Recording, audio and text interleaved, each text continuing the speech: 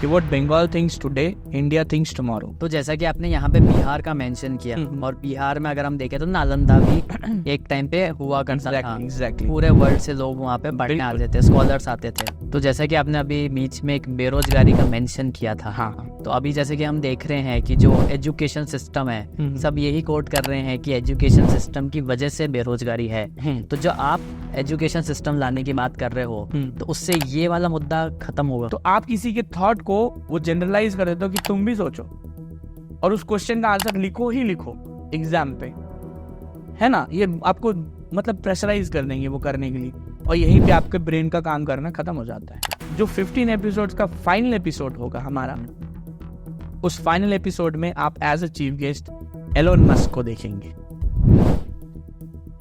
वो टेस्ला वाले। Yes, I am talking about the Elon Musk. हमारे इस प्रोजेक्ट के स्ट्रक्चर में वो हैं। कॉले मिनट्स 1835 का, जो गूगल में बताता है कि I have visited length and breadth वाली बातें हैं, उसमें वो मेंशन करता है क्लियरली कि हमने एजुकेशन सिस्टम को, उसका बैकबोन को तोड़ना है।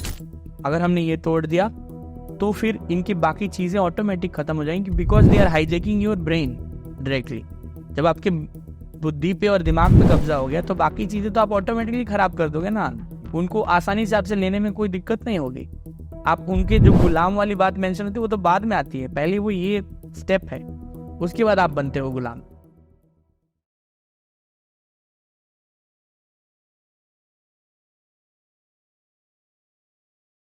नमस्ते Jyotish Pande sir, welcome to the podcast. नमस्ते Anand ji, thank you very much for having me. So sir, हम आपके जो अभी आपने रिसेंटली जो आंदोलन शुरू किया है उस पर आएंगे, पर उससे पहले मैं चाहता हूं कि आप थोड़ा अपने बारे में बताइए कि आप कहां से आते हैं और आप इस सब चीज़ में कैसे आए। एग्जैक्टली। तो मैं भी जैसे 150 करोड़ आबादी है उसमें से एक छोटा सा पार्ट हूँ। मेरा नाम ज्योतिष पांडे है, जैसे आपने भी मेंशन किया। और मैं अपनी क्वालिफिकेशन के बारे में थोड़ा बताना ज़रूर चाहूँगा, क्योंकि बहुत लोग पूछते हैं मुझे कि जब हमारे प्रोजेक्ट्स के बारे में सुनते हैं और काम जो हम कर रहे हैं, तो उसमें बहुत बार हमें ये क्वालिफिकेशन आपका क्या है, ये मुझे एक क्वेश्चन और हमारा इंट्रोडक्शन नहीं बल्कि एक क्या कहते हैं उसको, गतिरोध की तरह लगता है, ऑब्स्टैकल की तरह लगता है। ओके। तो मैं स्पेशली ये इसलिए इंट्रोडक्शन में आपको मेंशन कर रहा हूँ कि जब मुझे पूछते हैं लोग कि आपका क्वालिफिकेशन क्या है, तो मैं ये कहता हूँ कि आई एम अनएजुकेटेड। अच्छा। When the whole world has a worst education system in this situation of the world, I am proud to call myself uneducated. तो ये मेरा परिचय है और मैं इसमें बहुत खुश हूँ। अनटिल अनलेस एक नया एजुकेशन सिस्टम इस देश में और इस दुनिया में इस्टेब्लिश हो, और उसमें मैं अपने आप को 1 क्लास का भी बन मानूंगा अगर, तो वो ज़्यादा प्राउड होगा, ना कि इस वर्स्ट एजुकेशन सिस्टम में अपने आप को मैं कुछ बहुत बड़ा स्कॉलर साबित करूं। I am very happy and proud to call myself uneducated. So sir, आपने जैसा बोला कि आप खुद को प्राउड महसूस करते हो अनएजुकेटेड कहने के लिए, तो ये कैसे आया, मतलब कहाँ से आया ये वाला विजन? क्योंकि क्या होता है कि जब आप मान लो कि आप एक सर्टेन एज के हो, जो बहुत यंग एज ग्रुप है, तो बहुत बड़े वाले जो एज ग्रुप के लोग होते हैं, जिनको जो सो कॉल्ड कहते हैं कि मैं बहुत इंटेलेक्ट हूँ और या बहुत मैंने डिग्रीज PhDs रखा है, तो मान लो किसी के पास 2 PhD हो या 2 डिग्रीज हो, 5 डिग्रीज हो, तो इसका मतलब ये थोड़ी होता है कि कोई दूसरा XYZ आदमी आपसे ज़्यादा नहीं पता कर सकता या नहीं रिसर्च कर सकता, नहीं जान सकता। तो ये डिबेट जो होता है ना, कि कंस्ट्रक्शनल डिबेट जिसमें हम सोल्यूशन की बात करते हैं, वो वहाँ से डिस्ट्रैक्ट होके चला जाता है इन फालतू की चीज़ों पे। और जो प्रोजेक्ट हमने हैंड ओवर लिया है या काम कर रहे हैं जिस पे हम, that is very sensitive and serious and we don't want to distract even for 1 second. So that is being the reason. ये रीज़न है कि हम कभी भी क्वालिफिकेशन के पचड़े में जाते ही नहीं है। हमें आपका नहीं जानना, हम आपको हमारा नहीं जानता। आपको अगर एजुकेशन सिस्टम के सोल्यूशन के बारे में कोई बात है, वी आर हियर, और हमारा बात है, अगर आपके पास जवाब है तो you will be there to talk with us. तो हमें आपसे सिर्फ और सिर्फ एकदम फोकस, जैसे अर्जुन ने मछली के आँख को एकदम टारगेट किया था, हम उसी तरह, because this is very sensitive and big thing and focus करने वाली चीज़ है। अगर आप थोड़ा भी डिस्ट्रैक्ट होगे तो हजारों साल से चला आ रहा है एजुकेशन सिस्टम, नहीं कुछ सोल्यूशन निकाल पाया, वैसे ही चला जाएगा और 1000 साल। तो इसके लिए आपको बहुत ज़्यादा मतलब एडवांस फोकस रहना पड़ेगा, जिसके चलते हम ये बात ही कट कर देते हैं अनएजुकेटेड कह के कि आप इसमें जाओ ही नहीं. You answer my question, I will answer your question, that's it. अगर आपका सही तो आप सही, मेरा सही तो आपको मानना पड़ेगा, दैट्स इट. तो जैसा कि आपने बताया कि आपका सही मेरा सही, 1 वे 2 वे कम्युनिकेशन जो भी होता है, तो आपको ये जो आपने जो है एजुकेशन रिलेटेड जो है, जो आपका अभी आंदोलन है, तो थोड़ा इसके बारे में बताइए. बिल्कुल. देखिए ये हम डायरेक्टली आंदोलन कहेंगे तो शायद गलत मैसेज चला जाए. ओके, है आंदोलन ये, ठीक है, लेकिन आंदोलन हम कहेंगे इसलिए गलत मैसेज चला जाएगा क्योंकि देखिए एक चीज का ट्रेंड होता है. तो हमारा देश जब से बना और बाकी भी जितने हजारों सालों से चले आ रहे हैं, तो आंदोलन और रेवोल्यूशन को एक तरीके से देखा जाता है, एक स्पेक्ट से. राइट. और उसमें एक बहुत स्टीरियोटाइप है कि आंदोलन मीन्स बहुत भीड़ होगा, उसमें रास्ते पे लोग होंगे, यूथ होंगे, खास करके यूथ नहीं होंगे किसी एरा के रेवोल्यूशन में तो वो रेवोल्यूशन होगा ही नहीं. ये माना जाता है. तो ये बहुत सारी स्टीरियोटिपिकल चीजें हैं आंदोलन को लेके जो हम बताना चाहते हैं कि मिथ है. एज हर चीज का अपना अपना शेड्स होता है, not everything is black and white. ठीक है, तो जो डिफरेंट शेड्स वो होते हैं ना, ग्रे, राइट, जैसे बताते हैं ब्लैक एंड व्हाइट के बीच में शेड्स भी हैं जी. तो वो हमारा रेवोल्यूशन है जो बताता है कि ये रेवोल्यूशन हर चीज जैसे हर रेवोल्यूशन की तरह रास्ते पे उतरना नहीं है, बल्कि आज के डेट जब हम इंटरनेट के जमाने में जी रहे हैं, जहां हम 5G के साथ हैं और हमारा India highest population with youth, है ना, राइट. इतना यूथ इंडिया है आज, जब से सबसे ज्यादा हाईएस्ट पॉपुलेशन है यूथ का. ऐसे जमाने में हम थोड़ा स्मार्ट क्यों ना बने और आंदोलन को ऐसा कुछ क्यों ना स्ट्रक्चर दे सके जो आंदोलन सिर्फ हल्ला करने के लिए, शोर करने के लिए, या old school, exactly old school में यही प्रैक्टिस किया गया है जी. दंगा करो, बिगाड़ो चीजों को, ताकि उनको कमी लगने लगे. तुम्हारी कमी जो तो पहले से थी जी, अब उनको भी अपनी कमी फील होने लगी और फिर वो बीच में हार मान जाए. मतलब यहाँ पे बैटल हो रहा है किसी न किसी को हराने के. तो ये डिस्ट्रक्टिव रेवोल्यूशन बोल सकते हैं आप इसको. और हमारा जो रेवोल्यूशन है, हम इंडिया एज एन वन देख रहे हैं. ओके, भारत को एक देखते हैं, जिसमें हम चाहते हैं कि कंस्ट्रक्टिव कुछ ऐसा रेवोल्यूशन हो जिसमें हम सब मिलके इकट्ठे भारत के लिए कुछ कर रहे हो. ओके, तो इसीलिए हम वो रेवोल्यूशन नहीं कर सकते जिसमें किसी को हानि पहुंच जाए. हमारा रेवोल्यूशन ये है जिसमें हम कंस्ट्रक्शन मोड में हैं और हम सोल्यूशन कंस्ट्रक्शन के लिए ला रहे हैं. इसीलिए हमारे पास जितने भी एडवांस्ड चीजें हैं, इंटरनेट हो जो पिछले जमाने में नहीं थे लोगों के पास, तो वो सारी चीजों का यूटिलाइज करके 5G 6G जो भी आए अभी फ्यूचर में उसको यूटिलाइज करें और इनका बेस्ट हो सकता है जो आउटकम कंस्ट्रक्टिव वे में. ये रेवोल्यूशन हम कर रहे हैं, इसीलिए हमारा रेवोल्यूशन उनसे बहुत अलग है और इसीलिए हमने इनका इस रेवोल्यूशन का नाम भी दिया है JP आंदोलन. तो JP आंदोलन जो आपने नाम दिया, ये ज्योतिष पांडे आंदोलन है खुद के सेल्फ इंटरेस्ट के लिए कुछ और है? ये कंफ्यूजन काफी लोगों में रहता है.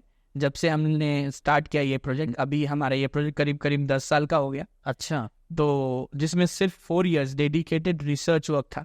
ओके, और उस रिसर्च वर्क में जो हम आज पॉडकास्ट में आए हैं डिस्कस करने के लिए कि इतनी सीरियस और इतनी सेंसिटिव चीजें निकल के आई कि हम कोई बयान नहीं कर सकते या सोच भी नहीं सकते कि ऐसी चीजें हमारे बीच में ऑलरेडी एग्जिस्ट कर रही हैं और हमको उसके बारे में कुछ वरी भी नहीं है. हम कुछ एक स्टेप भी नहीं ले पा रहे, बात भी नहीं कर पा रहे इवन.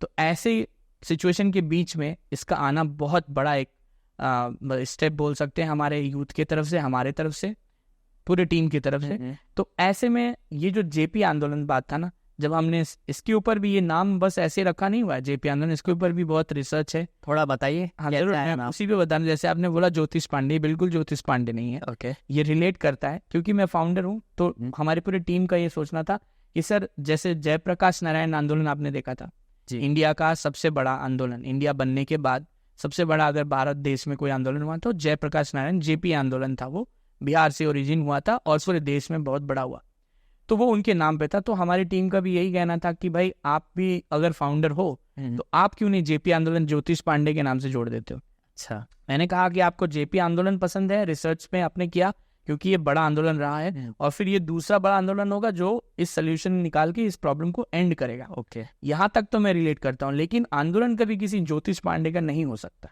जब वर्ड आंदोलन जुड़ता है ना तो ज्योतिष पांडे कुछ नहीं होता. फिर आंदोलन जुड़ता है तो फिर लोगों के बिना ये कुछ भी नहीं. तो इसीलिए हमने इस बात को अग्री तो कर लिया कि चलो JP होगा, but that will be not ज्योतिष पांडे, दैट विल बी जन प्रायोजित आंदोलन. That means people sponsored revolution, लोगों के द्वारा स्पॉन्सर किया जाने वाला रेवोल्यूशन, जो कि एक पिछली जेपी आंदोलन को रिस्पेक्ट भी पे करेगा, ट्रिब्यूट भी पे करेगा, और इस बार 7 क्रांति जैसे उनके 7 मुद्दे थे वो नहीं होके, क्योंकि हम बहुत सॉर्टेड हो चुके हैं अभी इतने दिन सालों में, और हमारे पास इंटरनेट है, टेक्नोलॉजीज हैं, तो इनका हेल्प लेके हम बहुत ही फोकस्ड एजुकेशन सिस्टम पे करके फोकस, और हम जानते हैं कि जितने भी इश्यूज हैं, करोड़ों इश्यूज हो सकते हैं जी, बट रूट कॉज जो हमने रिसर्च में देखा कि एजुकेशन सिस्टम और एजुकेशन ही है। अगर ये ठीक, तो ऑटोमेटिकली क्रोनोलॉजी वाइज देखेंगे आप, सीक्वेंस होने लगेगा और सारे चीज सीक्वेंस में आपको दिखेंगे। तो इस तरह इसका नाम जो है जेपी आंदोलन पड़ा, जिसका फुल फॉर्म जन प्रायोजित आंदोलन है, और ये किसी ऑर्गेनाइजेशन नहीं, किसी भी स्ट्रक्चर के बिलोंग नहीं करता, बल्कि it is totally belonging to the people who are having this intention कि एजुकेशन सिस्टम चेंज होना चाहिए उनके बच्चे के लिए, किसी और के बच्चे के लिए नहीं जाना आपको, आपके बच्चे के लिए चेंज करना है, and you are the fighter for your child. आप हीरो हो अपने बच्चे के, then you are a JP आंदोलन thing and member of this JP आंदोलन। इसी तरह मैंने भी सोचा, इसी तरह बाकी लोगों ने भी सोचा, ये हमारा जितना जेपी आंदोलन है उतना उनका है, उतना वो हर लोगों का है जिससे जुड़ेंगे या जुड़ चुके हैं, आने वाले दिनों में जो जुड़ेंगे उनका भी उतना ही होगा। तो इस तरह इसका जन प्रायोजित नाम है और इसका वैल्यू है जो हमने स्ट्रक्चर किया, और ये इस तरह से बनाया गया। तो जैसा कि आपने यहाँ पे बिहार का मेंशन किया, और बिहार में अगर हम देखें तो नालंदा भी एक टाइम पे हुआ करता था, पूरे वर्ल्ड से लोग वहाँ पे पढ़ने आते थे, स्कॉलर्स आते थे। तो आपको क्या लगता है कि ये जो बिहार वाली जो चीज है, अगर हम अभी के हिसाब से देखें एजुकेशन सिस्टम का, जैसे कि आपने मेंशन किया, देखा जाए तो बिहार तो सबसे पिछड़ा है। बिल्कुल। तो आपको क्या मोटिवेशन मिला कि भाई हम उसी को लेके चालू करें? तो बहुत अच्छा सवाल पूछा है आपने, और बहुत ही इम्पैक्टफुल सवाल है आपके व्यूअर्स और लिसनर्स के लिए भी, देश के लिए। समझने वाली बात यह है कि आपने बहुत अच्छा मेंशन किया Nalanda. Nalanda was a place, a university 5000 years back, 5000 साल पहले बिहार में ये यूनिवर्सिटी, विश्वविद्यालय था, जब पूरे दुनिया में स्कूल का ES भी नहीं था। ठीक है। अब उस परिस्थिति से आज की परिस्थिति पे आ जाइए आप, वो सबसे पिछड़ा हुआ है। हाँ, राइट। एजुकेशन में, हर एजुकेशन सेक्टर से डेवलपमेंट में, देखिए हर चीज बोलने की जरूरत ही नहीं पड़ेगी जब आप एजुकेशन में पिछड़ा बोल दोगे। हाँ, राइट। क्योंकि एजुकेशन ही तो हर चीज का रूट कॉज है। एजुकेशन अगर पिछड़ गया है तो हर चीज में से कुछ भी कैसे निकल के आ सकता है। एग्जैक्टली। जैसे कि एक मैन्युफैक्चरिंग इंडस्ट्री होता है, उस मैन्युफैक्चर में हर बच्चा पैदा होता है, ठीक है, और उसमें उसको मैन्युफैक्चर करने का जो टूल होता है वो एजुकेशन है। तो जब यही गड़बड़ है तो फिर मैन्युफैक्चरिंग में बाद लेटर स्टेज में जाके आप कुछ भी अच्छा कैसे खोज सकते हो? राइट। वो तो इनिशियली खराब, रॉ मटेरियल ही गलत है। एग्जैक्टली। तो इसीलिए बिहार के भी यही सिचुएशन है और देश की भी यही सिचुएशन है। Bihar was a origin to be known as centre of knowledge for the world तब, and for that very reason India और Bharat was also known as a centre of knowledge for the world. ज्ञान का केंद्र जाना जाता था भारत, ठीक है। आज वो केंद्र बिगड़ गया, सिस्टम बिगड़ गया, ना भारत ज्ञान के केंद्र के रूप में जाना जाता है और ना बिहार ज्ञान के केंद्र के रूप में जाना जाता है। यानी कि इसीलिए हम चाहते हैं कि जेपी आंदोलन जो है वो बिहार से ही रिलेटेड है और नालंदा वही है, तो हम फिर से इसको रिटेन करा के इनकी ग्लोरी को वापस दे सके। अगर हम कोशिश 1% भी कामयाब हुए तो हमारे लिए हजारों सालों में ये सबसे बड़ा डेडिकेशन होगा देश को। इसीलिए हमने ये बिहार से शुरू किया, सोचा, और बंगाल भी बहुत बड़ा पार्ट है। एक्चुअली ये बंगाल से ही स्टार्ट हुआ, और बिहार और बंगाल आप डिस्क्रिमिनेट नहीं कर सकते, ये दोनों साइड बाय साइड चलता है। दोनों अनफॉर्चुनेट कोइंसिडेंटली बी से ही स्टार्ट होता है, है ना, और भारत भी बी से स्टार्ट होता है। तो it's a very interesting combination कि बंगाल और बिहार अगर एक बार खड़ा हो जाए ठीक से, वापस अपना जो रिटेन था वो ग्लोरी रिटेन कर ले, तो फिर कोई रोक नहीं सकता भारत को विश्वगुरु जो हम बोलते हैं बनने के लिए। और इसी तरह विश्वगुरु बनेंगे, बोलने और भाषण से सिर्फ नहीं बनते। तो जैसा कि अभी मैंने जैसे मेंशन किया यहाँ पे नालंदा का, और फिर आपने बताया बिहार एपी सेंटर था नॉलेज का, और वो एग्जैक्टली उसके बाद आपने बंगाल का भी जिक्र किया। तो बंगाल की इसमें क्या भूमिका है? नहीं, बंगाल में जिस तरह बिहार आप एक केंद्र के रूप में देखते हैं ज्ञान के, ठीक उसी तरह बंगाल के बारे में भी एक बात कही जाती है कि what Bengal thinks today India thinks tomorrow. ये आज नहीं कहा जाता और आज रिलेवेंट है भी नहीं, ठीक है। जैसे बिहार के केस में नहीं था रिलेवेंट, उल्टा हो गया है अभी। हाँ, तो ये जैसे 180 डिग्री बिहार में हुआ, वैसे ही 180 डिग्री बंगाल में भी हुआ। ओके। कि what Bengal thinks today India thinks tomorrow, ये अब रहा नहीं। लेकिन अगेन ये वही ग्लोरी रिटेन करने की बात है। और मेरा सौभाग्य कहिए या जो भी कहिए कि इस आंदोलन की शुरुआत, और मैं भी वहीं पे बॉटअप हुआ हूँ, ओके। तो कोलकाता से ही स्टार्ट हुआ। अच्छा। इसलिए शायद आप देखे होंगे कि ये जिसके विरुद्ध लड़ाई है, जैसे कि मैं एक छोटा सा चीज़ मेंशन करना चाहूँगा कि आप देखो 5000 साल पहले नालंदा तक्षशिला, हाँ हाँ, नाम सुनते हो आप, राइट। ठीक है। वहाँ पे आपको जब ये सुनते हो नाम, तो ना दिमाग में ऑटोमेटिकली समझ में आएगा कि इतना बड़ा स्ट्रक्चर जो बना है वो बिना एक proper education system, genuine education system के बन नहीं सकता। दैट मीन्स उस टाइम एक एजुकेशन सिस्टम एग्जिस्ट करता था जी। देन कट टू ब्रिटिश राज, जब मैकॉले आए, ओके। चार्ल्स वुड आए, उनके बाद मैकॉले। तो ये जो क्रोनोलॉजी है, इन्होंने एक बनाया एजुकेशन सिस्टम जिसका नाम दिया मैकॉले सिस्टम। ओके। ठीक है, जो आज भी हम पढ़ रहे हैं, बस उसमें स्टिकर मैकॉले का हटा के हमने इंडियन एजुकेशन सिस्टम लगा दिया। ओके। तो वो दो ही एजुकेशन सिस्टम एक्चुअली बनाए गए हैं बैठ के प्रॉपर। ठीक है, उसके बीच काल में, ये जो समय काल मैंने बताया आपको, इसके बीच में आप हमेशा देखेंगे युद्ध, कब्जा करना और इनका वर्चस्व, उनका राज, ये वगैरह वगैरह तमाम कहानियां हैं। बहुत प्राउड वाली कहानी भी है, बहुत सारी तरह की कहानियां हैं, नेगेटिव पॉजिटिव बहुत कहानियां हैं। लेकिन उन कहानियों के बीच में आप कहीं भी एजुकेशन सिस्टम को फ्रेम होते नहीं देखोगे आप। ओके। और ना ही किसी ने समय इस चीज़ के लिए निकाला, ना कभी ज़रूरत महसूस करने दिया। वो निरंतर जो है वो ढलान पे चला आया, वो डिक्रीज होता होते होते इतना ज़्यादा वो श्रिंक हो गया कि वो ना के बराबर है, डिमिनिश हो गया वो पूरा।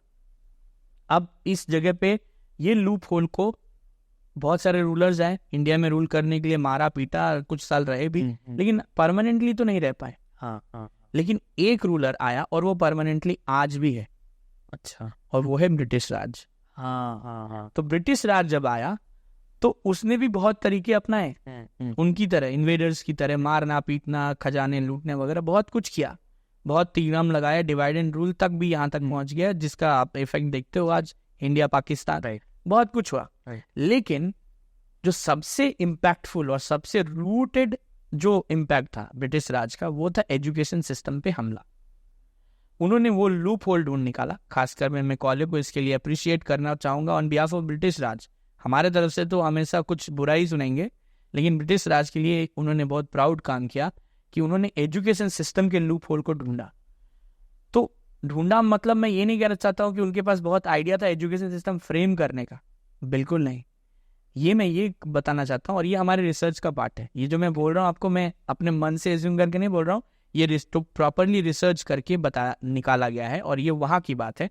बहुत सारे लोगों को पता भी होगा कि अभी ऑनलाइन में घूमता रहता है, देखोगे आप गूगल पे कि एक मिनट्स था, मैकॉले मिनट्स 1835 का, जो गूगल में बताता है कि I have visited length and breadth वाली बातें हैं। उसमें वो मेंशन करता है क्लियरली कि हमने एजुकेशन सिस्टम को, उसका बैकबोन को तोड़ना है। अगर हमने ये तोड़ दिया तो फिर इनकी बाकी चीज़ें ऑटोमेटिक खत्म हो जाएंगी, because they are hijacking your brain directly. जब आपके बुद्धि पे और दिमाग पे कब्जा हो गया तो बाकी चीज़ें तो आप ऑटोमेटिकली खराब कर दोगे ना। उनको आसानी से आपसे लेने में कोई दिक्कत नहीं होगी। आप उनके जो गुलाम वाली बात मेंशन होती है वो तो बाद में आती है, पहले वो ये स्टेप है, उसके बाद आप बनते हो गुलाम, तो वो दूसरी टॉपिक है। तो हम अब जो बताना चाहते थे कि मैकॉले में जो आया, वो जो सिस्टम फ्रेम किया है, वो सिस्टम जो है ना, वो बहुत ही ज़्यादा बुरी तरह से इम्पैक्ट किया इसको, और वो रिसर्च में हमारे निकल के आया। जिस बात को मैं मेंशन कर रहा हूँ कि जो फ्रेमवर्क उन्होंने बनाया था वो एजुकेशन सिस्टम था ही नहीं। Oh, it's like intellectual attack on. Exactly, that was a bluff. Okay. वो एक ब्लफ था आपको समझाने के लिए कि ये एजुकेशन सिस्टम है, पर एक्चुअली वो था। मतलब उस टाइम से ऐसा दिखाया कि ये तो आपके फायदे के लिए। हाँ एग्जैक्टली। इंग्लिश पढ़ोगे तो देश विदेश में जाके इंग्लिश तो वो दूसरी एक्सपेक्ट की, वो अलग बातें हो गई। एजुकेशन सिस्टम की जब हम बात करते हैं ना, तो ये सब चीज़ें नहीं आती हैं, इंफ्रास्ट्रक्चर, इंग्लिश वगैरह, ये बहुत दूसरी चीज़ें हैं। लोग इसको बहुत कंफ्यूज भी करते हैं। बात आपने बहुत सही बात बोल दिया, ये कि इसको लेके बहुत कंफ्यूजन भी करते हैं। जैसे कोई स्टेट में कहते हैं कि हम इंफ्रास्ट्रक्चर बना दिए, स्कूल के लिए बहुत काम किया, एजुकेशन के लिए। वो एजुकेशन का काम नहीं है। एजुकेशन का काम आपने नहीं किया। अगर आपने स्कूल बना दिया है, आपने बहुत बिल्डिंग्स खड़े कर दिए, इंफ्रास्ट्रक्चर बहुत ही लेविश बना दिया है, ये एजुकेशन सिस्टम का काम है ही नहीं। पहली बात तो ये कि आपके पास एजुकेशन सिस्टम ही नहीं है, ये आप कम से कम रियलाइज करो, ठीक है, कि 5000 साल बाद तो एक ही आपको दिखा, वो है मैकॉले सिस्टम, वो भी आपको पता चलता है कि अब कि वो है ही नहीं education system. That means from last 5000 years we भारतीय और Indians are living without education system. ये ऐसी सिचुएशन है। तो इसीलिए मैं बोल रहा था, जब बंगाल की बात आ रही थी ना कि what Bengal thinks today India thinks tomorrow, ये पहले इंटेलेक्चुअल्स वहां से आए, बहुत लोगों का नाम आपने सुना, और कोइंसिडेंटली ये प्रोजेक्ट भी, क्योंकि मैं भी वहां पे था और मैं इसका फाउंडर हूँ, तो मैं थोड़ा प्रिविलेज लेता हूँ इसका, ज्यादा तो नहीं है, बस थोड़ा प्रिविलेज लेता हूँ कि भगवान ने या नेचर ने मुझे सेलेक्ट किया इस प्रोजेक्ट के लिए और मेरे द्वारा इसको इनिशिएट किया। बाकी फिर टीम बनी, बहुत लोग आए, जुड़े, हमारा रहा भी पार्ट और उनका भी पार्ट रहा, और भी लोग जुड़ते जाएंगे और भी पार्ट बनेगा। लेकिन ये तो कह सकते हैं ना कि with what Bengal thinks today India thinks tomorrow, अगर हम ये इंडिया पे एस्टेब्लिश कर पाए तो ये दोबारा हम ग्लोरी रिटेन करने का एक प्रयास है, और जेपी आंदोलन आना बिहार की ग्लोरी को रिटेन करने का एक प्रयास होगा। तो जैसा कि आपने बताया मैकॉले का और ब्रिटिश राज वाला जी, तो ये एक तरीके से एजुकेशन सिस्टम है ही नहीं, और जो आप ला रहे हो वो एक नया एजुकेशन रिफॉर्म या कुछ इम्प्लीमेंट करने वाले। नहीं, ये रिफॉर्म नहीं, आप इसको डायरेक्टली कह सकते हैं कि जैसे मैंने बताया कि पहला 4 साल हमने इसके ऊपर रिसर्च किया, बहुत ही माइन्यूट रिसर्च, जिसमें चीजें निकल के आई चौंकाने वाले, जैसे मैंने बताया कि एजुकेशन सिस्टम था ही नहीं। हाँ, तो फिर था क्या, क्वेश्चन ये भी आया हमारे सामने, था क्या, और जो भी हमारे टीम थे उनके सारे लोगों के शकल पे क्वेश्चन मार्क दिखते थे बड़े बड़े, क्योंकि वो वरीड थे, दे वर शेकन अप, वो हिल चुके थे इस बात को जान के रिसर्च में कि इतनी बड़ी लूप होल है ये, मतलब एक कंट्री नेशन क्रिएट करने की कोशिश कर रहा है, खुद को विश्व गुरु, इतना बड़ा पॉपुलेशन लेके शाबाशी ठोक रहा है अपने पीठ पे, लेकिन वो ये कभी देखने की कोशिश भी नहीं कर रहा है कि उसके पास एजुकेशन सिस्टम नहीं है, जिसके बिना एक आदमी का एक कदम चलना मुश्किल है अपने दम पे। सही बात है ना, तो आप कहाँ गुलामी से निकल गए हो, है ना। अगर अनटिल अनलेस आप एजुकेशन सिस्टम अपने देश में वापस नहीं लाते, बनाते नहीं, तब तक अगर आप इस मिथ में रह रहे हो कि आप गुलामी से आज़ाद हो गए हो, वेरी सॉरी टू से, आप अभी भी उसी में जी रहे हो, आपको समझ नहीं आ रहा है कि आप उसमें जी रहे हो। तो इसका एक ही उपाय है इससे बाहर निकलने का, जो है एजुकेशन सिस्टम, वापस से एक स्ट्रक्चर लाना, और उतना ही ओरिजिनल ला पाएंगे कि नहीं, ये एक बहुत बड़ा चैलेंज होगा, क्योंकि आप सैकड़ों साल बीत गए उस दिन से अभी तक। अब माइंड इस तरीके से डेवलप हो चुका है कि अब हम एजुकेशन मतलब अडॉप्ट करने के लिए हमको लग रहा है कि भाई ये तो और कुछ कॉम्प्लिकेशन हो जाएगा। बिल्कुल बिल्कुल, ये ऐसा ही हो रहा है। तो डर लग रहा है, गवर्नमेंट से लेके IAS ऑफिसर से लेके CM से लेके इंटेलेक्चुअल से लेके NGO से, सबको ये डर है कि हम इसमें हाथ लगाएंगे तो फंस जाएंगे। हाँ, क्योंकि उनके पास प्रॉपर प्लानिंग नहीं है। इसीलिए हम लोगों ने 4 साल किसी से बात नहीं किया, हम टेंशन में भी नहीं गए, हमने बहुत माइन्यूटली एक एक चीज को पकड़ा, ठीक है, और उससे एक छोटी छोटी चीजों पे काम करना स्टार्ट किया। 4 साल के बाद जब हमारे पास इतना कुछ निकल के आ गया, तब हमें लगा कि यार इसको सोल्यूशन खोजना मस्ट है। अगर नहीं खोजा तो ये जो 4 साल का मेहनत है वो पूरा इन वेन जाएगा। हम अगर इसको पर्सनल प्रॉफिट के लिए यूज करना चाहे तो जरूर होता, हम इस पे एक बहुत अच्छा 3 इडियट की तरह मूवी बना रहे, ठीक है, तो लोग बोलेंगे वाह वाह क्या दुख बताया है मेरा, बहुत सही दुख बताया यार, ये मेरा रिलेट करता है जी। ऐसी फिल्म बनते हैं कि आपको रिलेट करके आप रिलेटेबल को हैक करो, पैसा कमा लो, बात चली जाएगी। नहीं जी, हम ये नहीं करने वाले थे। हमने क्या किया कि until unless we have this solution we'll get back to our home। अगर नहीं सोल्यूशन ढूंढ पाएंगे तो हम घर जाके बैठेंगे, हम इस पे कुछ आगे काम नहीं करेंगे। ये हमने चैलेंज दिया सभी को, मैंने खुद को भी दिया। जब मैं सभी बोल रहा हूँ तो मैं सबसे पहले आता हूँ, तो मैंने खुद को चैलेंज दिया और सारे चेहरा मेरी तरफ ही फोकस थे, क्योंकि मैंने इनिशिएट किया है। तो कि कहा कि भाई सर आपने शुरू तो कर दिया, ये कहाँ लाके फंसा दिया, अब इसको ढूंढना मस्ट है और ढूंढना मुश्किल है। मस्ट और मुश्किल के बीच में आप फंस गए। तो वहां से हमारी जर्नी स्टार्ट हुई, और आपको मैं आज ये बहुत प्राउड के साथ बताना चाहता हूँ कि इट्स बीन 10 years, उसके बाद और 6 साल हमने काम किया, and India is ready with a JP system framework. अब कंप्लीट एजुकेशन सिस्टम फ्रेमवर्क का स्ट्रक्चर तैयार हो गया है देश के लिए, बस इसे इम्प्लीमेंट होने की देरी है। और उसके इम्प्लीमेंटेशन के लिए भी हमने बहुत ही बढ़िया, बहुत ही बेहतरीन स्ट्रक्चर तैयार किया है, जिसमें किसी की भी इन्वॉल्वमेंट, चाहे वो कोई पॉलिटिशियन हो, कोई बहुत बड़ा अरबपति खरबपति इन्फ्लुएंशियल आदमी हो, वो चाहे भी तो नहीं कर पाएगा। अच्छा। क्योंकि ये टोटली जैसे मैंने कहा जन प्रायोजित आंदोलन है, लोगों को अपने हाथों में लेके आंदोलन को काम कर सकते हैं, और ये पीपल स्पॉन्सर्ड होगा। और पीपल जब इसे स्पॉन्सर करने लगी तो ये बहुत श्योरिटी है कि वो अपने ओरिजिनल नेचुरल फॉर्म में खुद मोल्ड हो जाएगा। और वो जब नेचुरल पॉलिटिक्स नहीं होगी तो ऑब्वियसली यस, तो जब पब्लिक के हाथ में जब आ जाती है ना चीज, तो फिर ये डिफरेंट थिंग बन जाती है और उसको कोई रोकना मुश्किल हो जाता है कि ये पब्लिक डिमांड हो गया, अब आपको बैक करना ही पड़ेगा चाहे आप जो भी हो। तो इसीलिए बहुत खूबसूरत सा स्ट्रक्चर है, मैं आपसे आगे डिस्कस करूंगा कि उसके थ्रू ये जितना कठिन लग रहा है मुश्किल, उतना ही आसान हमने बनाने का प्रयास किया है। 10 years हम बिना बात किए, बिना लीक आउट किए पेशेंस रखा हमने। 10 साल बहुत मुश्किल काम था, क्योंकि आज का 10 साल 100 साल पिछले 100 साल के बराबर होता है। आप जानते हैं कितना फास्ट मूविंग वर्ल्ड हो गया है, तो ऐसे में बहुत ये टफ था हमारे लिए, but we are very happy and proud that we got the victory. तो जैसा कि आपने बताया you got the victory, but अगर हम बात करें इसको इम्प्लीमेंट करने के लिए, तो जब हम गवर्नमेंट और इन सबको इसमें इंक्लूड करेंगे तो आपको नहीं लगता कि पॉलिटिक्स बीच में आ जाएगी? बिल्कुल आएगी। फिर आप कैसे इसको इम्प्लीमेंट करोगे? बिल्कुल आएगी पॉलिटिक्स, और यही तो काम करना था आपको। जब हम कहते हैं स्मार्ट रेवोल्यूशन की बात, तो ये सब चीजें आती है उसमें, जिसमें आप क्या करते हैं कि जब पुराना ओल्ड स्कूल रेवोल्यूशन करते हो तो आप झंडा लेके रास्ते पे उतर जाते हैं। जी, अब गवर्नमेंट के हाथ में पॉलिटिक्स करने, आप ही ने पावर दे रखा है कि उसके अंदर पुलिस मिलिट्री सब कुछ है, वही पुलिस आपको मार के भगा देती है। आप दिखा देते हो कि वी आर स्ट्रगलिंग, एंड वो दिखा देते हैं that we are having power. इन दोनों के बीच में सोल्यूशन बेचारा धरा का धरा रह जाता है। तो अगर सोल्यूशन चाहिए तो ये जो आपने पूछा कि इन्वॉल्व होंगे पॉलिटिशियन, तो ये क्या पहले से आपको नहीं पता? सबको पता है। तो अगर if you are saying that you are working on an education system और आप इसे इग्नोर कर रहे हो कि पॉलिटिशियन इन्वॉल्व होंगे, तो you are not working. Sorry to say this.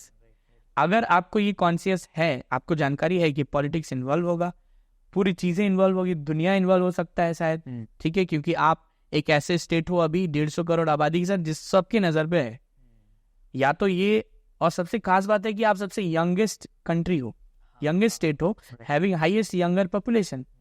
तो ऐसे स्टेज में तो और ज्यादा नजर टिकाते हैं कि इनका यंग यूथ जो इंडिया है, यूथ भारत है, वो या तो इनको डुबाएगा या इनको उभारेगा। तो they are waiting and observing this. अब आपके हाथ में है कि आप क्या करना चाहते हो, चॉइस इज योर्स। तो वो चॉइस के लिए जो स्ट्रक्चर बनाना है वो मुश्किल है, क्योंकि आप मिडिल क्लास से बिलोंग करते हो, और मिडिल क्लास एक ऐसा ट्रैप है जो आपको अपना एग्जिस्टेंस, कमाना, खाना और शौक पूरे करने के जो ट्रैप है उसमें इस तरह फंसा चुका है कि आप इतनी बड़ी चीजों के लिए तो नहीं सोच सकते। ठीक है, ऐसे में हमारा ये जो स्ट्रक्चर है, इम्प्लीमेंटेशन का पूरा सोल्यूशन नहीं है जब तक आप नहीं जुड़ोगे। और अगर आप इसमें इस स्ट्रक्चर को मान लिए और समझ गए, तो मैं बता रहा हूं कि कोई भी नहीं रोक सकता, ये उतना ही आसान बन जाता है। तो इसीलिए पॉलिटिशियन इन्वॉल्व होंगे, सभी इन्वॉल्व होंगे, लेकिन आप ये मत भूलिए वो पॉलिटिशियन, वो ब्यूरोक्रेट्स, वो इंडस्ट्रियलिस्ट, सब आपके पैसे, आपके वोट से ही बने हैं। अगर आप पैसे नहीं दोगे तो उनके शेयर्स नहीं बढ़ेंगे। सही बात, ठीक है। आप अगर उनको वोट नहीं दोगे तो वो पीएम नहीं बनेंगे या सीएम नहीं बनेंगे। ठीक है, तो ये आता तो आपकी तरफ से है। तो why don't you recognise the power of a common citizen. एक सिटीजन का पावर कॉन्स्टिट्यूशन में सबसे सुप्रीम है। हम नहीं आज देख पाते, अनफॉर्चुनेटली। वो ये रीजन ये है कि जिसको हम रिप्रेजेंट करने के लिए भेजते हैं, ये एक और भी इंटरेस्टिंग बात है, राष्ट्रपति जो हमारे देश के होते हैं, प्रेसिडेंट ऑफ इंडिया, हाँ, वो प्रेसिडेंट ऑफ इंडिया वहाँ पे कॉन्स्टिट्यूशन में दिखाए जाते हैं कि he is the first citizen of our country. हाँ, ठीक है, right. But unfortunately, I hope ये आप सब लोग मानेंगे, एक्सेप्ट करेंगे, ये बहुत ही बिटर ट्रूथ है कि he is not a first citizen of our country, he is a first citizen of a winning party, जो ऐसा बन गया है। होना चाहिए इसे फर्स्ट सिटीजन ऑफ कंट्री, लेकिन ये first citizen of winning party बन के रह जाता है। शुरू से आप देख लीजिए, जब से आज़ादी है तब से आज तक। एक बस अब्दुल कलाम जी एक अपवाद रहे हैं, एक्सेप्शनल केस, वो भी एक एक्सेप्शनल प्राइम मिनिस्टर आपने देखा था, अटल बिहारी वाजपेयी, उनके रिजीम में ही आए थे। तो ये कोइंसिडेंट हुआ था। अनटिल अनलेस अगर आप सिस्टम के हिसाब से देखें तो ये न्यूट्रल रहता ही नहीं है।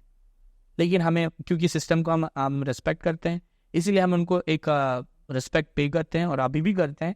लेकिन हम जरूर चाहेंगे कि हम रिस्पेक्ट पे कर रहे हैं, इसका मतलब ये नहीं कि हम उन बुराइयों के ऊपर काम ना करें। तो हम as a responsible citizen, because आपको ये नहीं बोलना चाहिए यू आर, जब वो बोलते हैं फर्स्ट सिटीजन, तो फर्स्ट के बाद सिटीजन लगा है, वो आप ही हो और हम ही हैं, कोई बहुत अलग लोग नहीं है। तो ये फर्स्ट सिटीजन सच में फर्स्ट सिटीजन हो, ताकि वो न्यूट्रली रिप्रेजेंट कर पाए उन लोगों के बारे में जो किसी पार्टी या पॉलिटिक्स में बायस नहीं है।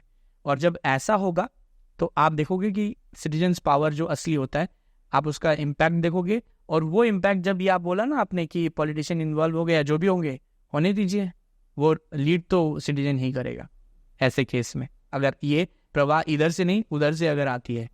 तो यही है इसका कॉन्सेप्ट। तो जैसा यहाँ पे पॉलिटिशियंस और इसकी बात हुई, आपने एक वर्ड सुना होगा, एजुकेशन माफिया। हाँ हाँ तो उससे कैसे डील करोगे फिर? बहुत इंटरेस्टिंग बात पूछा आपने। जब कोइंसिडेंटली यही क्वेश्चन जब हम लोगों ने 4 साल का रिसर्च कर लिया था कंप्लीट, तो सबके चेहरे पे क्वेश्चन पड़े हुए थे। तो मैंने कहा कि आप वरी मत करो, आप मेरे तरफ देख रहे हो तो मैं ज़रूर जिम्मेदारी लेना चाहूँगा पहला, लेकिन हम सबको मिलके करना है। तो अब जब समस्या ढूंढ निकाला है तो वो हल भी निकलेगा, हैव अ बिलीव, क्योंकि इतना बड़ा काम, इतना बड़ा एक चेंज की बात और चेंज को इम्प्लीमेंट कराने का काम अगर आपको नेचर ने सेलेक्ट किया है करने के लिए, तो मैं बहुत कन्विंस्ड हूँ इस बात से कि सोल्यूशन भी देगा मुझे। हाँ हाँ, है ना। तो ये कॉन्फिडेंस हमारे पास था और हमने यहाँ से आगे बढ़ना स्टार्ट किया। और आप जान के बहुत ही खुश हो जाओगे क्योंकि आपने भी एक क्वेश्चन पूछा, उन लोगों ने भी सबसे पहला क्वेश्चन मेरे से यही पूछा। अच्छा, मैंने उनको विजडम दिया कि आप कुछ भी क्वेश्चन लेके आओ जो सोल्यूशन के रास्ते में काम करता हो, तो आप वो बहुत ही सिली क्वेश्चन हो तो भी लेके आओ। अच्छा, मैंने उनको विजडम दिया कि आप कुछ भी पूछो। ओके, मतलब जैसे मुझे भूख था क्वेश्चंस का कि आप क्वेश्चंस लेके आओ, 1 लाख 1 करोड़ क्वेश्चंस लेके आओ और मैं उनको आंसर दे सकूं जो मैंने तैयारी की है। अच्छा, अगर ना दे पाऊं तो उसको खोजूं, ढूंढूं और जब तक आंसर ना मिल जाए अगले क्वेश्चन तक ना जाओ। और इस तरह हम लोगों ने तैयारी, इसलिए 10 साल टाइम लगा। ठीक है, तो वो पहला क्वेश्चन यही था। मेरे से फ़ोन करके किसी ने कॉल पे पूछा, और वो हमारे यहाँ पे कुछ ऐसा ऑफिस में बैठ के टेबल पे डिस्कस ऐसा कुछ नहीं है, वो फिल्मों में होता है। ओके, एक्चुअली ग्राउंड में ऐसा काम नहीं करता ये रिसर्च। ऐसा करता है कि जिसके दिमाग में जब भी बाथरूम में बैठे आपके दिमाग में स्विच किया क्वेश्चन, आप तुरंत कॉल कर दो। हाँ, कि सर ये क्योंकि कल हो सकता है थोड़ी देर में भूल जाओ फिर। सही बात है, क्योंकि देखो ये जो चीज़ें हम कर रहे हैं काम करिए, आउट ऑफ द लीग है, कभी किसी के माइंड में हुआ नहीं है, कभी घटा नहीं है। तो किसी पैटर्न पे चल रहे हैं ना, तो एग्जैक्टली क्यों अलग चीज। हाँ, मतलब हमारा स्टीरियोटाइप ही बन चुका अलग। एजुकेशन को लेके हम सोचते कि यही एजुकेशन है, लेकिन हमारे यहाँ पे तो हम आपको रियल एजुकेशन से इंटरफेस कराने जा रहे हैं, तो जिससे आप कभी मिले ही नहीं है। तो इसलिए हमारे लिए चैलेंज दुगना हो जाता है। तो उस केस में हमारा सबसे पहला क्वेश्चन था कि सर आपने एजुकेशन माफिया के बारे में सुना है? मैंने कहा हाँ, जैसे आपने भी पूछा। और मैंने कहा कि बिल्कुल सुना है, खासकर फिल्मों में ज़्यादा देखा है, रियलिटी में कम। बोलते नहीं है, रियलिटी में मेंशन नहीं करते कि मैं माफिया हूँ, लेकिन फिल्मों में बोलते हैं कि भाई एजुकेशन माफिया है। ठीक है, तो वो मेरे सामने भी आया था और इसका सोल्यूशन हमने निकाला। इसीलिए मैं कह रहा हूँ कि हमारे पास स्ट्रक्चर है। ओके, नहीं तो अगर एक भी क्वेश्चन का आंसर हमारे पास नहीं होता तो हम पीछे ही रहते, अभी तक कंप्लीट नहीं होता। तो इसका सोल्यूशन मैंने ये निकाला कि हमने बात किया कि आप ठीक है मेरे घर आ जाओ या ऑफिस आ जाओ, बैठे हम लोग। और मैंने कहा कि बस जो बात आपको बोझ लगे ना, बड़ा लगे, जैसे माफिया आपको बहुत वेटेड वर्ड लगता है, उसको थोड़ा हल्का कर दो पहले। अच्छा, लूजन अप कर दो। ठीक है, तो जब हल्का करोगे मतलब आप उसको डिफाइन करोगे। जब उसको डिफाइन करके इलाबोरेट करोगे तो पता चलेगा कि माफिया इज नथिंग, जस्ट एक लालच का फॉर्म है, बड़ा फॉर्म। लालच तो हर कोई करते कुछ ना कुछ, नेचर में आ जाता है कभी कभी। तो वो माफिया जो है वो सबसे बड़ा लालची है, यही डिफाइन हुआ एलाबोरेट होके। राइट। तो दिक्कत क्या है कि उसका लालची होना, इसलिए आप उसको माफिया कह दे रहे हो कि वो किसी भी कॉस्ट पे चाहिए, चाहे वो आपकी जान की जान लेंगे। राइट, ये इसलिए माफिया कह रहे हैं ना। राइट, लेकिन आप उसको उस तरह से अगर देखोगे तो वो अपने जगह पे अपने घर में कर रहा है, इसीलिए दिक्कत लग रहा है। ठीक है, अगर यही आप सोचो ब्रिटिश राज के लिए मैकॉले को देखो। ठीक है, कि उसने माफियागिरी कहाँ दिखाई? भारत देश में दिखाई, तो उनके देश को फायदा हुआ। तो वैसे ही तो तब आप मैकॉले को तो माफिया नहीं कहते, आप मैकॉले को कुछ प्रमोटर कहोगे उनके देश का, या बहुत बड़ा एक इंटेलेक्चुअल कहोगे। ठीक उसी तरह हमारे भी स्ट्रक्चर जो हमने कंप्लीट बना लिया है उसमें माफिया नहीं है। माफिया इस देश के प्रमोटर हैं, वो आने वाले दिन में प्रमोट करने वाले होंगे। और हमने उनको ये कहा कि भाई चलो आप गवर्नमेंट या किसी भी बड़े आदमी को माफिया बन के सपोर्ट दे रहे हो, क्यों? क्योंकि जो 1 रुपए कमाने वाली जगह है, जहाँ पे लोग 1 रुपए से ज्यादा नहीं कमा सकते, आपको 10 रुपए चाहिए। जबरदस्ती चाहिए, कैसे भी चाहिए, चाहे आप गवर्नमेंट सपोर्ट लो, पॉलिटिकल सपोर्ट लो, जो भी सपोर्ट चाहिए दुनिया में ले लो, लेकिन आपको 10 रुपए चाहिए। हाँ, ऐसे सिचुएशन में हम लोग आ रहे हैं जिस सिस्टम को लेके, उसमें हम कह रहे हैं कि हम आपको 100 रुपये देंगे। अच्छा, जहाँ पे लोग 1 रुपया कमा सकते हैं वहाँ हम आपको 100 रुपये देंगे। ओके। और आपको गवर्नमेंट और जितने बड़े टाइकून से मिलके 10 रुपये ही दे पा रहे थे। हाँ हाँ। और आप उसमें अपने आपको माफिया समझ रहे थे, बड़े समझ रहे थे। हम आपको 100 रुपये ऑफर कर रहे हैं, ठीक है। ऑफर एज इन मैं किसी को जान लेने के लिए नहीं कह रहा हूँ, to be clear, making it clear कि हम ये कह रहे हैं कि हमने जो स्ट्रक्चर बनाया है, ठीक है, आप उसके प्रमोटर बनो और पूरे दुनिया में इंडिया के एजुकेशन सिस्टम का फिर से डिमांड क्रिएट हो जाए और उस क्रिएशन को पहुंचाने का काम आपके जिम्मेदारी पे हो। उनको हम माफिया से नाम चेंज करके प्रमोटर बनाना चाहते हैं। And you have to work for India now, Bharat के लिए काम करेंगे। अगर उनको मंजूर होगा तो जरूर आएंगे, मुझे नहीं लगता कि नहीं मंजूर होगा, क्योंकि वो माफिया लालच जैसे मैंने मेंशन किया उसके लिए बने थे। मैं आपके लालच को बढ़ा दिया, बस उसमें काम है थोड़ा अलग। आप पहले अपनी बदनामी के लिए काम करते थे, अब आप अपने प्रेस्टीज के लिए और अपने देश के प्रेस्टीज के लिए काम करोगे। जैसे छोटा ही एग्जाम्पल मैं देना चाहूँगा कि देखिए, एक जब हम इंडिया की बात करते हैं तो India means India, Bharat means Bharat, Bharat सभी की बात कर रहे हैं। हाँ, 150 करोड़ लोग। हम किसी से लड़ लेंगे और उसको अलग डिस्क्रिमिनेट कर देंगे, छाड़ देंगे, तो फिर आप इंडिया की बात नहीं कर रहे हैं। फिर आप इंडिया की बात नहीं कर रहे, चाहे आप जो भी बोल दो। आप जितने भी ऑथोरिटेरियन बन जाओ, बोलो कि मैंने ठेका लिया है, आप नहीं हो इंडिया के। आप इंडिया की बात तभी कर रहे हो जो आप 150 करोड़ लोगों की बात, और आपको सोचना पड़ेगा कि उसमें वो पॉकेट मार भी आता है। ठीक है, आप उनके बारे में नहीं सोच पाए, ये आपकी कमी है। उनको वो गलत करना पड़ रहा है, वो उनकी आपकी कमी है, क्योंकि आपने उनको जगह नहीं दिया कि उन्हें करना क्या है। जैसे मैं एग्जाम्पल बताऊं कि मान लीजिए, हाइपोथेटिकल एग्जाम्पल है, इसको दूसरे तरह से हम लाए हैं, लेकिन हम एक हाइपोथेटिकल अभी के हिसाब से दे रहे हैं, क्योंकि हमारा तरीका आप समझ नहीं पाएंगे क्योंकि वो हुआ नहीं है। इसलिए आपके तरीके से मैं बता रहा हूँ जो अभी चल रहा है देश और दुनिया में, कि मान लीजिए कि एक इंटेलिजेंस का आदमी, रॉ का या कोई भी इंटेलिजेंस का आदमी किसी दूसरे कंट्री में है और उसे पता है कि सामने वाला एक आदमी आ रहा है, उसके पॉकेट में एक बहुत बढ़िया इंपॉर्टेंट डॉक्यूमेंट है जिसमें इंडिया को आगे बढ़ने में, डेवलप करने में मदद आ सकता है या सिक्योरिटी रीजंस के लिए मदद आ सकता है। वो अपनी हाथ की सफाई दिखाएगा और इतनी चालाकी से ब्रीफकेस या पॉकेट से आपके वो डॉक्यूमेंट गायब करेगा कि आपको पता ही नहीं चलेगा। But I can bet you, आप उसे पॉकेट मार कह के दिखाओ, उल्टा आप उसको देश में बुलाओगे, मेडल पहनाओगे, सम्मान करेंगे, सैल्यूट करोगे सर आप उसको। तो मुझे इन दोनों में फर्क बताइए आप, सिर्फ आपको आपके क्वेश्चन का आंसर मिल जाएगा।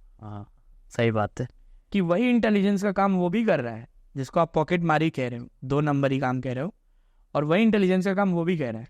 फर्क ये है कि वो अपने पेट भरने के लिए कर रहा है, जिंदा रहने के लिए कर रहा है, और वो देश की प्राइड के लिए कर रहा है। तो can we make a way out for them also? Yes of course. और हमने बनाया है, स्ट्रक्चर्स में है। मैं सिर्फ पर्टिकुलर पॉकेट मार एक एग्जाम्पल दे रहा हूँ, ऐसी बहुत हजारों करोड़ों चीजें हैं, लाखों चीजें हैं जिनको हमने मेंशन किया है स्ट्रक्चर्स में, और वो उनको प्रॉपर वे में डिजाइन किया है कि सब कुछ सीक्वेंस में आए और पूरा समाज जैसे मिलके एक देश के लिए काम कर रहा हो। मतलब असली में नेशन बिल्ड, राष्ट्र निर्माण की बात कहते हैं ना, वो आपको देखने को मिलेगी, क्योंकि ये उनके जहन से, उनके पोटेंशियल से जुड़ी होगी। और ये एक ऐसा एजुकेशन सिस्टम का स्ट्रक्चर हमने बनाया है। तो जैसा कि आपने यहाँ पे स्ट्रक्चर की बात करी, एजुकेशन स्ट्रक्चर की, तो ये इम्प्लीमेंट आप कैसे करोगे, उसकी स्ट्रेटेजी बताओ। बिल्कुल, इसका सवाल का जवाब 2 है, एक नहीं है। क्योंकि ये जो इम्प्लीमेंटेशन की बात है ना, ये पॉसिबल भी है और नहीं भी है। ओके, पॉसिबली बहुत आसान है क्योंकि हम लोगों ने वो स्ट्रक्चर क्रिएट कर दिया है, और उतना ही आसान है इसका ना भी होना।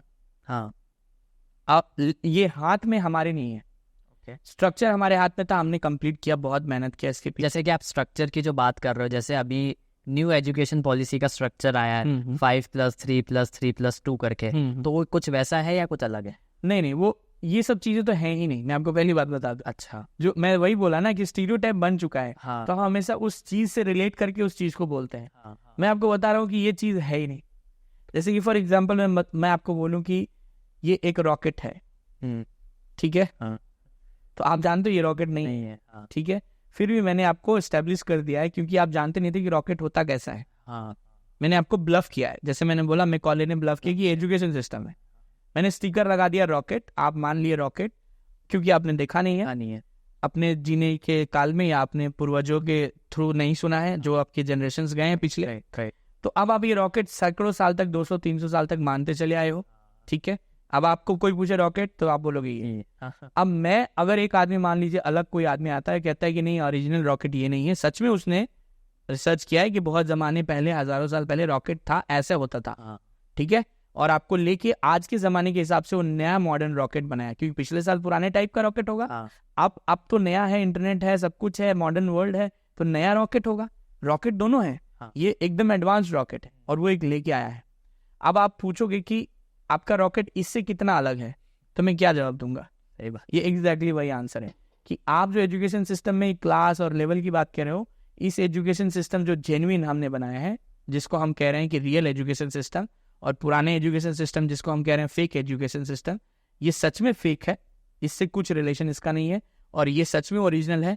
इसमें वो हर बातें हैं जो एजुकेशन में होनी चाहिए। जैसे कि आपने डिफरेंस पूछा तो मैं आपको मेंशन कर दूं कि डिफरेंस पहला सबसे इम्पॉर्टेंट और मेजर है क्या, कि जब देखो आपके दुनिया में जो गवर्नमेंट और लोगों ने सेट करके रखा है कि एक इंडस्ट्री है, एयरलाइंस की, रेलवेज की, तमाम अलग अलग डिपार्टमेंट्स है, गवर्नमेंट सेक्टर्स जो देख रहे हैं, ठीक है, और आपको आपके स्कूल में जो सो कॉल्ड कहा जाता है कि एजुकेशन का जगह है, या कॉलेज जो है एजुकेशन का जगह है, एजुकेशन का हब है, वो कहते हैं आप इस पे करोड़ों, हजारों, लाखों करोड़ खर्चे करो, पता नहीं कितना पैसा भी है आपके पास, आप कर भी रहे हो। तो यहाँ पे जो आप एजुकेशन दे रहे हो, वो आप इन जो इंस्टीट्यूशंस बना के रखे हैं, डिपार्टमेंट, रेलवे, एयरलाइंस और वगैरह वगैरह, जो भी IAS बन रहे हो या डॉक्टर बन रहे हो, जो भी बन रहे हो, इंफ्रास्ट्रक्चर जो आपके पास मौजूद है, उसके अंदर कैसे जाओगे आप, उसकी तैयारी करा रहा है। और एजुकेशन का ये काम कभी है ही नहीं। मैं ये नहीं कह रहा हूँ कि आप मत करो ये काम, लेकिन ये एजुकेशन की काम है ही नहीं। एजुकेशन का काम आपको कभी भी बाहर से कुछ डालना नहीं है, अपने प्रोपागेंडा को सेट करना नहीं है कि मेरा ये प्रोपागेंडा है, इससे GDP बनता है, इससे पैसा आता है, इसलिए आपका भीड़ जो है लोगों का, यूथ का, वो इसमें से कौन कर सकता है भाई, निकल के आ जाओ। ऐसा नहीं है एजुकेशन का काम। एजुकेशन का काम ये है कि आप जन्म से आप नेचर की सबसे हाईएस्ट क्रिएशन हो, राइट है ना, सबसे कीमती चीज हो नेचर में, तो आपके अंदर कीमती होने का रीजन ये है कि आपके अंदर एक पोटेंशियल नेचर ने देके भेजा है। तो एजुकेशन का काम है वो बाहर निकालना, ना कि कुछ प्रोपेगेंडा अंदर डालना। तो फेक एजुकेशन सिस्टम इसलिए है क्योंकि वो आपको प्रोपेगेंडा अंदर डाल रहा है कि तुम इसके लिए काम करो ना। आप बोल रहे नहीं हो रहा यार, तुम बेकार हो यार, तुम बेवकूफ हो यार, आपको ये कर रहा है एस्टेब्लिश। अब उसके पेरेंट्स भी बेचारे नर्वस हो जा रहे हैं, बोलते यार मेरा बेटा यार बेवकूफ है, और उसकी आप कितना बुरा काम पाप कर रहे हो कि आप उसके पोटेंशियल को वहां पे डिमोरलाइज करके मार दे रहे हो, किल कर दे रहे हो। तो ये फेक एजुकेशन नहीं है तो क्या है? और जो ओरिजिनल है, जो हमने बनाया है, जिसे हम क्लेम कर रहे हैं 100% की ओरिजिनल है, वो आपके इसी डिफरेंस पे काम कर रहा है कि वो आपके अंदर वाली चीज को बाहर निकाल रहा है। जैसे कि मैं एग्जांपल दे दूं कि फिश के लिए स्विमिंग कभी स्पोर्ट्स नहीं हो सकता। घोड़े के लिए वो स्विमिंग स्पोर्ट्स हो सकता है, वो बोल देगा कि मैं जा रहा हूँ स्पोर्ट्स में, लेकिन स्विमिंग के लिए hello, it's not a sports, ये उसका लाइफ है। वो उसमें जिएगा, खाएगा, पिएगा, एग्जिस्ट करेगा, और उसमें वो डेवलपमेंट भी करेगा। वो आपके लिए वो सारी चीजें, पॉसिबिलिटीज देना चाहेगा दुनिया को जो पानी से निकाला जा सकता है। तो हमें इसी तरह काम करना है कंस्ट्रक्टिव। और एजुकेशन का एक्चुअली मोरल यही है, जो आप नालंदा तक्षशिला की बात सुनते क्यों इतना डेवलप्ड आपको फील होता है, क्योंकि वो इसी स्ट्रक्चर्स पे काम करते थे। अब मॉडर्न वर्ल्ड है, थोड़ा चीजें चेंज है, तो आपको थोड़ा चेंजेस उससे करना होगा, लेकिन बेसिक्स तो वही होंगे, ठीक है। हाँ, पुराने आप वो सेम स्ट्रक्चर पे नहीं काम कर सकते, लेकिन मॉडर्न जमाने के हिसाब में निरंतर आप पैरेलली समन्वय बना के आज के मॉडर्न के हिसाब, समय के हिसाब से आपको वैसे ही स्ट्रक्चर चाहिए, ओरिजिनल एजुकेशन सिस्टम, जिसमें हम वो काम कर रहे हैं। जैसे आपने पहले कभी सुना होगा कि हम बोलेंगे कि बहुत बड़े धनुधारी हैं। हमने कभी ये नहीं कहा कि अर्जुन बहुत बड़े राजा हैं, ठीक है। हमने कहा बहुत बड़े गदाधारी हैं। हमने ये नहीं कहा कि भीम बहुत बड़े राजा खानदान से आते हैं। तो वो पैसे मेंशन क्यों नहीं हो रहे थे? क्यों? उनके एसेट वो पैसे क्यों नहीं थे? उनके एसेट, उनके वो काम क्यों थे? उनके वो पोटेंशियल क्यों थे? तो आज तो आप गदाधारी और वो ऐसे नहीं बनाएंगे आप। आज का डिमांड अलग है, चीजें अलग है, बहुत आगे बढ़ चुके हैं आप, पूरा अर्थ आगे बढ़ चुका है। तो उसके हिसाब से नेचर भी आपसे कुछ अलग डिमांड करता है। भी उसके अकॉर्डिंगली हमने इसे फ्रेम किया है। हम ये भी नहीं बोल रहे हैं कि आप पुराना वाला जो सिस्टम है उसको गुरुकुल लेके अलग अलग फिर से एक स्टिकर है वो, ठीक है, जो कुछ लोग जबरदस्ती चिपकाना चाहते हैं, बोलते गुरुकुल ला दो, गुरुकुल ला। वो अब जानते ही नहीं बेचारे, वो क्या समझेंगे, है ना। वो इसीलिए उनको लगता है कि कुछ पुराना वाले में अच्छा होगा, शायद वही चिपका दो। ऐसे नहीं होता है काम, it does not works like that. इसमें बहुत पेशेंस चाहिए, रिसर्च चाहिए जो हमने दिया है, ठीक है। और इसीलिए आज हम ये इस्टेब्लिश कर पा रहे हैं कि वो जो स्ट्रक्चर डिफरेंशियल जो मैंने आपको बताया कि क्या है, कि हम लोग अंदर से बाहर निकाल रहे हैं पोटेंशियल को। स्वामी विवेकानंद जैसे महान पुरुषों ने भी ये मेंशन किया है अपने बातों में कि the knowledge reside within you. हाँ राइट। तो ये बातें नहीं थी, इसमें बहुत आपको गहराई से जाके सोचने वाली चीजें हैं। आपने सोचा नहीं, बस मिस कर दिया आपने, ठीक है। आप उनके नाम पे सिर्फ मूर्तियां बनाते रहे और ऑर्गेनाइजेशंस बनाते रहे और विवेकानंद मेमोरियल खोलते रहे, स्कूल खोलते रहे, रामकृष्ण मिशन, उनके नाम पे फंड लेते रहे, यही सब करते आए हो आप। चाहे वो रविंद्रनाथ हो, रविंद्रनाथ टैगोर जी हो या फिर विवेकानंद जी हो, एक जितने भी महान लोग हैं, सबके नाम को सिर्फ यूटिलाइज किया गया है आज के हिसाब से। जो फेक वैल्यू क्रिएट हुआ है पैसा, उसके लिए जो ओरिजिनल वैल्यू है जो आपके अंदर था, नेचर के द्वारा दिया गया था, उसको तो आपने खत्म ही कर दिया, इस पैसे के सामने उसको रिप्लेस कर दिया आपने। और यही रीजन है कि इतने बड़ा पॉपुलेशन बेरोजगार के नाम को लेके डो रहा है, बेचारे का वैल्यू कम है, खाने के बिना मर रहा है, रोटी के बिना। महात्मा गांधी ने भी एक बहुत अच्छा बात कहा था कि मैं बिहार जब जा रहा था इस काम के सिलसिले में, तो मैंने एक पानी के टंकी पे देखा था, वहाँ पे मेंशन किया हुआ था, मैंने पढ़ा, बहुत अच्छा लगा मुझे, क्योंकि मैंने बोला कि मैं बुक्स ज़्यादा नहीं पढ़ता हूँ। अच्छा, उसका एक रीज़न है, इस रिसर्च से ही रिलेटेड है वो। बताइए। तो मैं बताऊंगा, मैं पहले ये बता दूं मेंशन आपको कि मैंने वहाँ पे पढ़ा था कि this earth has everything that you need but the earth does not have a single thing that you greed. ये बहुत अच्छा लाइन था उनका। मैं किसी व्यक्तिगत उन आदमी के ऊपर नहीं जा रहा हूँ, महात्मा गांधी कैसे थे नहीं थे या उनके बारे में नहीं बोल रहा, मैं उनके उस बात के बारे में बोल रहा हूँ। और वही जरूरी है, राम जी से ज्यादा राम जी के बात और उनके काम की जरूरत है, विवेकानंद जी से ज्यादा उनके काम और उनके मोरल्स की जरूरत है। तो ये चीजों को आपको पकड़ना चाहिए, ना कि व्यक्ति को, ठीक है। तो आप उस पर जाओगे ना तो आपको ये समझ में आएगा कि ये चीजें इस तरह से हैं। तो उस पर हम लोगों ने काम किया। और जैसे अभी आपने एक और क्वेश्चन बीच में पूछ लिया कि बुक्स के बारे में, ये मेरा बहुत पर्सनल है ये मैं किसी को सजेस्ट भी नहीं करूंगा, ओके, और ना ही कहूंगा कि आप मेरी इस बात से इंस्पायर हो या माने, बल्कि मैं इतना जरूर, मैं अपना परसेप्शन बस रखना चाहूंगा। अगर आपको ठीक लगे तो आप अपने रिस्क पे इसको ओन कर सकते हो, अदरवाइज आप इसे ओन मत करना, मेरा यही सजेशन है। मेरा मानना है कि जैसे मान लो कि एक व्यक्ति है, सॉरी, तो वो व्यक्ति क्या करता है कि वो क्या करता है कि मतलब एक एक्सपीरियंस करता है अपनी लाइफ में, ठीक है। उस लाइफ के एक्सपीरियंस को वो कहीं पे उतारना चाहता है, वो चाहता है कि वो इन्फॉर्मेशन किसी और को पहुंचे। तो वो इसलिए नहीं चाहता है कि आप इसी इन्फॉर्मेशन के भरोसे अपनी जिंदगी और पीढ़ी गुजार लो, नहीं, वो इसलिए चाहता है कि मैंने एक्सपीरियंस किया, ये मैंने लिख दिया, अब आप एक्सपीरियंस करो और उस पे आगे बढ़ो। अगर आपको कोई दिक्कत हो तो शायद हमारे एक्सपीरियंस आपके एक्सपीरियंस से मिल रही है, तो आप इससे हेल्प ले लो, राइट, रेफरेंस के रूप, ये रेफरेंस के रूप में काम करे, ना कि आपकी वो जीवन बन जाए।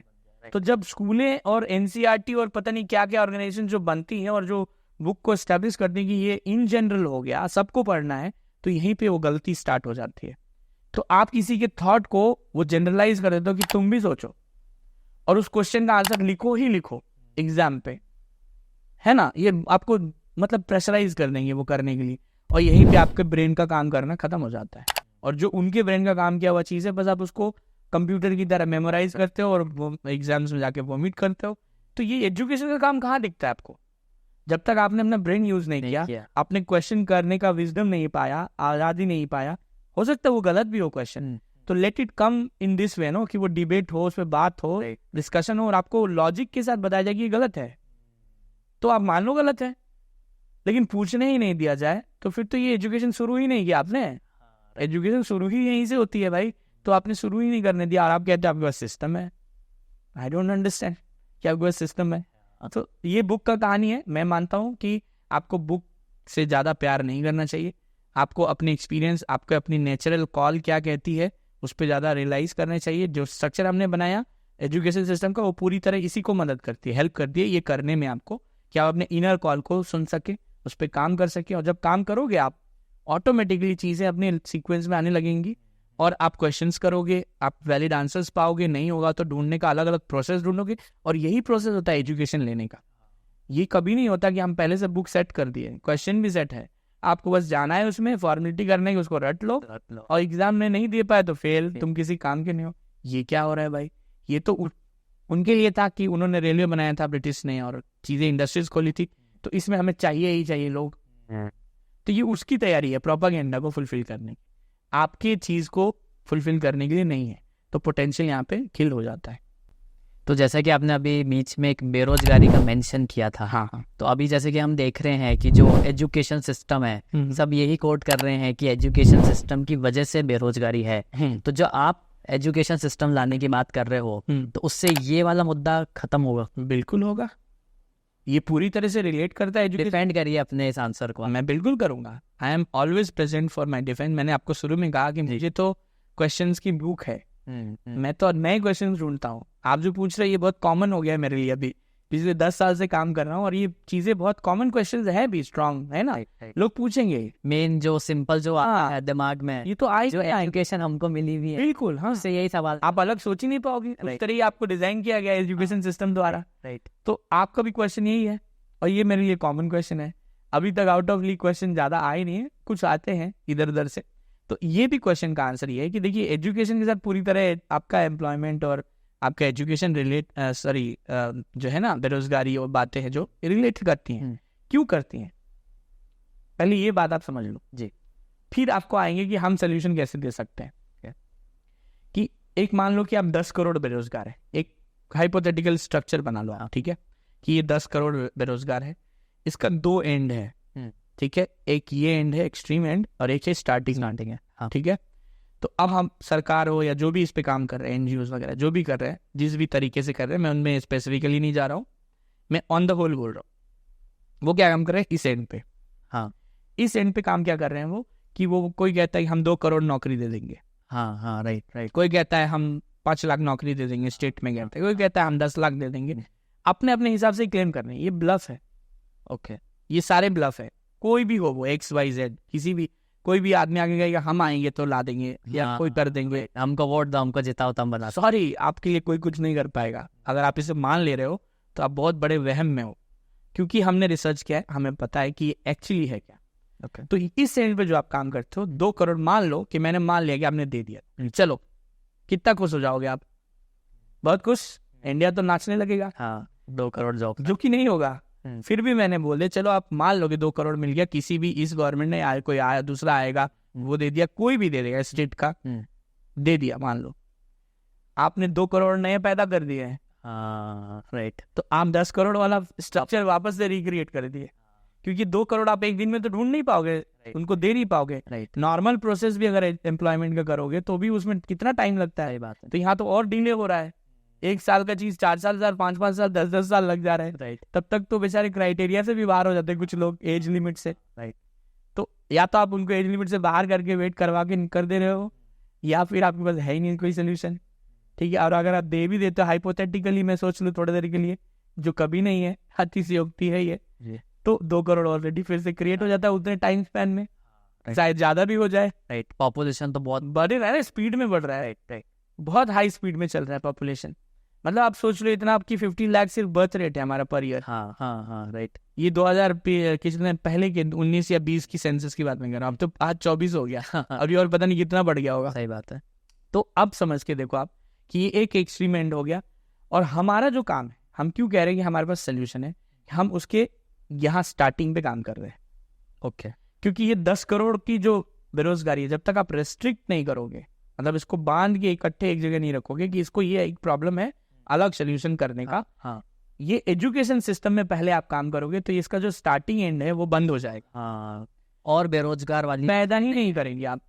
ये आप कैसे कर सकते हैं, ये सोल्यूशन पहले ढूंढना है आपको, कि बेरोजगार खत्म करना है तो पहले बेरोजगार पैदा कैसे नहीं हो वो ढूंढना है, तब खत्म कर पाओगे आप, नहीं तो आप खत्म ही नहीं कर पाओगे। करके देख लो, आप 2 करोड़ निकालते रहो, यहाँ से बनते जाएंगे 5-5 करोड़, हाँ, सही बात है। खत्म कहाँ कर रहे हो आप तो बढ़ाने के लिए उसको इनकरेज करते जा रहे हो। लेकिन अगर आपने सोचो एक सोल्यूशन ढूंढ लिया है कि जहाँ पे अब हम अनएम्प्लॉयमेंट पे बनने नहीं देंगे, बनने ही नहीं देंगे, तो आपने 10 करोड़ रेस्ट्रिक्ट कर लिया, हाँ, फिर वो 2-2 करके निकाल, पहला सक्सेस आपको मिल गया, आप निकाल लिए। अब आप 2 करोड़ करके निकालो, 1 करोड़ निकालो, 1 लाख भी निकालो, तो वो फ्रूटफुल होगा, राइट। ये आप कह सकते हो कि आप बेरोजगारी कम कर रहे हो, यहाँ पे आप बेरोजगारी कम कर रहे हो, कैसे कह सकते हो, है ना।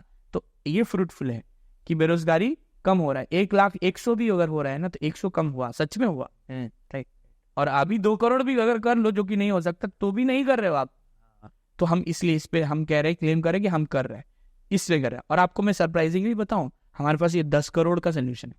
अच्छा, थोड़ा सा टाइम स्पैन, और ये 10 करोड़ का सोल्यूशन है हमारे पास। क्योंकि ये जो स्ट्रक्चर हम नया एजुकेशन सिस्टम का बनाया है ना, आधे से ज्यादा तो इसमें इन्वॉल्व हो जाएंगे। हाँ हाँ हाँ, राइट। आधे से ज्यादा मैं बोल रहा हूँ, क्योंकि हमारे सिस्टम में टीचर वीचर, ये सिस्टम हम लोगों ने पुराना जो स्पैन चलता था वो नहीं बनाया है। हम टीचर को हमारे सिस्टम में बहुत ही ज्यादा रिस्पेक्टफुल के रूप में देखते हैं। हाँ, गुरु के रूप में देखते हैं। जी बिल्कुल गुरु। और हम ये सिर्फ माउथ के वर्ड्स गुरु वाले नहीं है, I mean Guru, teacher teacher. आपके देश में सबसे ज्यादा हाईएस्ट रिस्पेक्टेड लोग आज के डेट में कौन है? आप किसको देखते हैं? आईएएस ऑफिसर्स को। हाँ, उनकी गाड़ी में नीली बत्ती देखते हैं, राइट, देखते हैं, वही पावर है, वही एक फील आ जाता है आपको। राइट। हमारे सिस्टम में एग्जैक्टली यही टीचर के साथ होने वाला है। और ये मैं बोल रहा हूँ ऐसे नहीं कि बस आपने एग्जाम दिया, पास हो गया, टीचर ने आपको लाल बत्ती दे दिया, नीला, ऐसा नहीं है। ये पूरा एक क्रोनोलॉजी है, प्रोसेस है बड़ा, ठीक है। उसमें हम लोगों के यहाँ पे एजुकेशन सिस्टम में सिर्फ और सिर्फ आपको मेंटर्स मिलेंगे, और उन मेंटर्स की जिम्मेदारी होगी साबित करने की कुछ जो बच्चों पे करेंगे वो। ओके। और जितने क्वांटिटी ऑफ स्टूडेंट्स उनके इन्वॉल्व होंगे, छात्र इन्वॉल्व होंगे उनकी उस डेवलपमेंट की प्रक्रिया में, उसी के एक कह सकते हैं आप अवार्ड के रूप में, रिवॉर्ड के रूप में आपको वो पोजीशन मिलेगी जिसका नाम होगा teacher. Now you are a teacher in this world of India, new India. अब आप इस नए भारत की दुनिया में टीचर के रूप में देखे जाएंगे, और उस समय आपके पास गाड़ी होगा, क्योंकि आपने 50-100 के भविष्य बनाए हैं। और वो 100 का भविष्य हमारे एजुकेशन सिस्टम में मायने रखता है, क्योंकि मैं आपको बता दूं कि वो 100 में से 100 इंडिविजुअली करोड़ कंट्रीब्यूशन हर महीने कर सकता है, राइट। शायद उससे भी ज्यादा। मैं क्योंकि अभी देखा नहीं हूं तो मैं पूरा आपको एग्जैक्ट नहीं बता पाऊंगा, लेकिन जो आइडिया हमने बनाया है उसमें एक एक इंडिविजुअल हो, चाहे रिक्शा वाले के घर का लड़का क्यों ना हो, वो करोड़ों रुपए इन्वेस्ट कर अपना एनरोलमेंट दे रहा होगा, उसमें अपने आप को उसमें भागीदार बना रहा होगा, डेडिकेशन कर रहा होगा देश के डेवलपमेंट में, खुद करोड़ रुपए लेके आ रहा होगा। तो अब मान लो कि किसी व्यक्ति ने अगर 100 बच्चे, जो कि बहुत कम है, वो तो ज्यादा करेगा, राइट। मैं एक एग्जांपल बता रहा हूँ, 100 लोग ऐसे पैदा कर दे जो हर महीने करोड़ों रुपए देश को दे, हाँ, आप उस व्यक्ति को कितना सम्मान देना चाहोगे? सही बात। आप सिर्फ नैतिक रूप में मत देखो, थोड़ा प्रैक्टिकली भी देखो, पैसे के रूप में भी देखो, इकोनॉमिकली, उसमें भी तो आपको उसने बहुत बड़ा डेवलपमेंट दिया, ठीक है। अब वो आप उसके पैर छूने के लायक बन रहे हैं, आप गुरु कहने के लायक बन रहे हैं, उसके आशीर्वाद के लायक बन रहे हैं, और सच में जो गुरु का दर्जा होता है, स्टेचर, वो आप उसे दे रहे हैं। और समाज में जब एक गुरु का गाड़ी गुजरे उस जमाने में, तो आप उस नीली बत्ती से पहचान जाएंगे कि ये वो स्टिकर वाले, वो इंटेलेक्चुअल लोग नहीं है, ये इन्होंने साबित किया है, और इसीलिए इनको ये नीली बत्ती मिली है। तो हमारे सिस्टम में वो चीज़ आपको देखने को मिलेगा, वो भी एक स्ट्रक्चर का इसका पार्ट है, जो हम टीचर को एज अ रिस्पेक्ट पे कर रहे हैं। तो ऐसी है ये चीज़, टीचर और वाली जो बात है, इस तरह से हम इनको देख रहे हैं। तो जैसा कि आपने अभी बताया कि जो 2 करोड़ वाली चीज़ है, 10 करोड़ को हम सीमित कर देंगे, तो आपको नहीं लगता कि जब आप अपना ये जो एजुकेशन सिस्टम और ये लाओगे, तब तक ये 10 करोड़ का बहुत कुछ बढ़ चुका होगा? वो तो आज भी हो रहा है, अभी जब हम आप बैठ के यहाँ बात कर रहे हैं वो हो ही रहा है, चल रहा है अभी। तो देखिए, बात यह है कि when you are working for solution, आप समाधान के लिए जब काम कर रहे हैं, तो आपको बहुत ही कॉन्शियस होकर काम करना पड़ता है। और आप, बड़ी बातें तो हैं, लेकिन आप इससे डिस्ट्रैक्ट मत हो, ठीक है। आप सोल्यूशन ढूंढ के रखे हो, ढूंढो। आज तो वो 10 करोड़ में से 100 लोगों के लिए भी नहीं मिल पा रहा है ठीक से, सही बात है, ठीक है ना। तो आज कहने का मेरा मतलब है कि थोड़ा हमें और वेट करना पड़े, और वो 10 करोड़ हो सकता है 15 करोड़ बन जाए, हो सकता है, ठीक है, हम नहीं चाहते।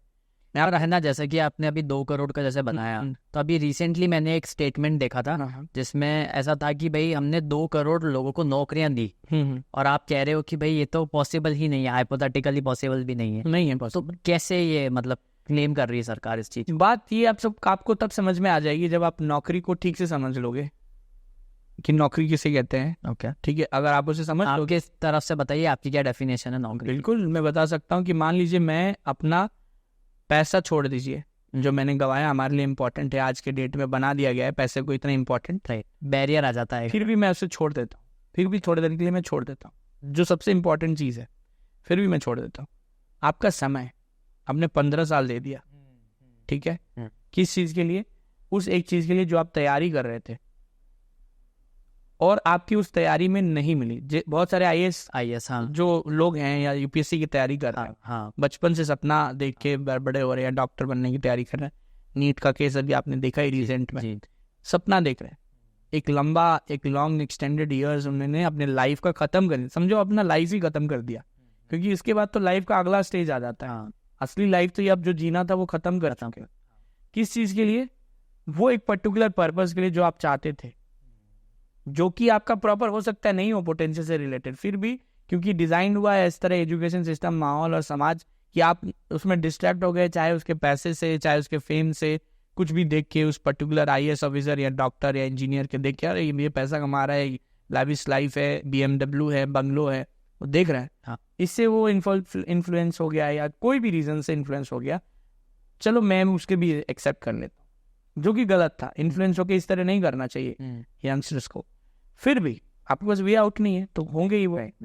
अब उसके बाद आप सोचो 15 साल आपने दे दिया या 20 साल आपने दे दिया, और आपको लास्ट में वहां पे जैसे कि 3000 सीट का है, हाँ सिर्फ 3000 है, 30,000 ही पकड़ लो, चलो 30,000 सीट है, 10 लाख लोगों ने अप्लाई किया, उसमें से 30,000 को निकाल दो आप कि जिनको मिल गया। हाँ, XYZ मत जाओ आप किसको कोटा था, नहीं था, होना चाहिए, नहीं होना चाहिए, ये तो फालतू बातें छोड़ दो, जो है वो चलने दो। आप सीधे 10 लाख की बात करो, 10 लाख में से आपने तो 1 लाख भी कम नहीं किया। हाँ, अब मान लो कि जो 60,000 बच्चे हैं जिनका हो सकता है इक्वल नंबर आया हो या थोड़ा 0.5 कम हो गया हो, तो 0.5 से वो कम इंटेलेक्चुअल थोड़ी हैं, या हो सकता है उससे ज्यादा सोचने वाले होंगे जो सेलेक्ट हुए हैं। हाँ, क्योंकि उनको तो आपने एक एग्जामिनेशन के बेसिस पे लिया, उनके सोचने के बेसिस पे तो नहीं लिया। ठीक है, तो मार्क्स के बेसिस पे वो चले गए या जो भी प्रोसीजर वो लोग कर रहे हैं, तो इसमें आप उसमें से भी तो नहीं ले पा रहे हो पूरे लोगों को। अब वो जो 9,60,000 लोग हैं, यानी कि पूरा 10 लाख ही है समझ लो मेरे हिसाब से, वो 30,000 ना के बराबर है। हाँ, 10 लाख लोग ही हैं, कुछ ना कुछ तो करेंगे, कुछ ना कुछ करेंगे। उस करने को आप अगर एम्प्लॉयमेंट करते हो, मेरी लिस्ट में वो एम्प्लॉयमेंट नहीं है। आपने कितने लोगों को एम्प्लॉयड किया, आप खुद ही बता दो। फिर अगर वो कहेंगे नहीं मैं तो कमाता हूँ भाई, मेरे बैंक में पैसा आता है, महीने में सैलरी आता है, मैं खा रहा हूँ, जिंदा हूँ, मेरे माँ बाप को भी खिला दे रहा हूँ, जबरदस्ती शादी भी करा लिया, जबरदस्ती घर भी बना लिया, गाड़ी भी, सब कर रहे हो तुम, तो अनएम्प्लॉयड नहीं हो। फिर भी मैं कहूँगा you are not employed, you are living a life of slavery. आप गुलामी की जिंदगी जी रहे हो। खुश हो, मैं आपको एक मजबूर के रूप में देख रहा हूँ, खुश रहो जैसे भी, क्योंकि कुछ उपाय नहीं है तो आप इसी में खुश रहना चाहोगे। आप खुश हो, मैं खुश नहीं हूँ, मैं दुखी हूँ आपके लिए अभी भी, और मैं चाहता हूँ कि आपके साथ हो गया, आपके बच्चे के साथ ना हो। I have to make sure कि आपके बच्चे के साथ ना हो, मैं नहीं होने दूंगा।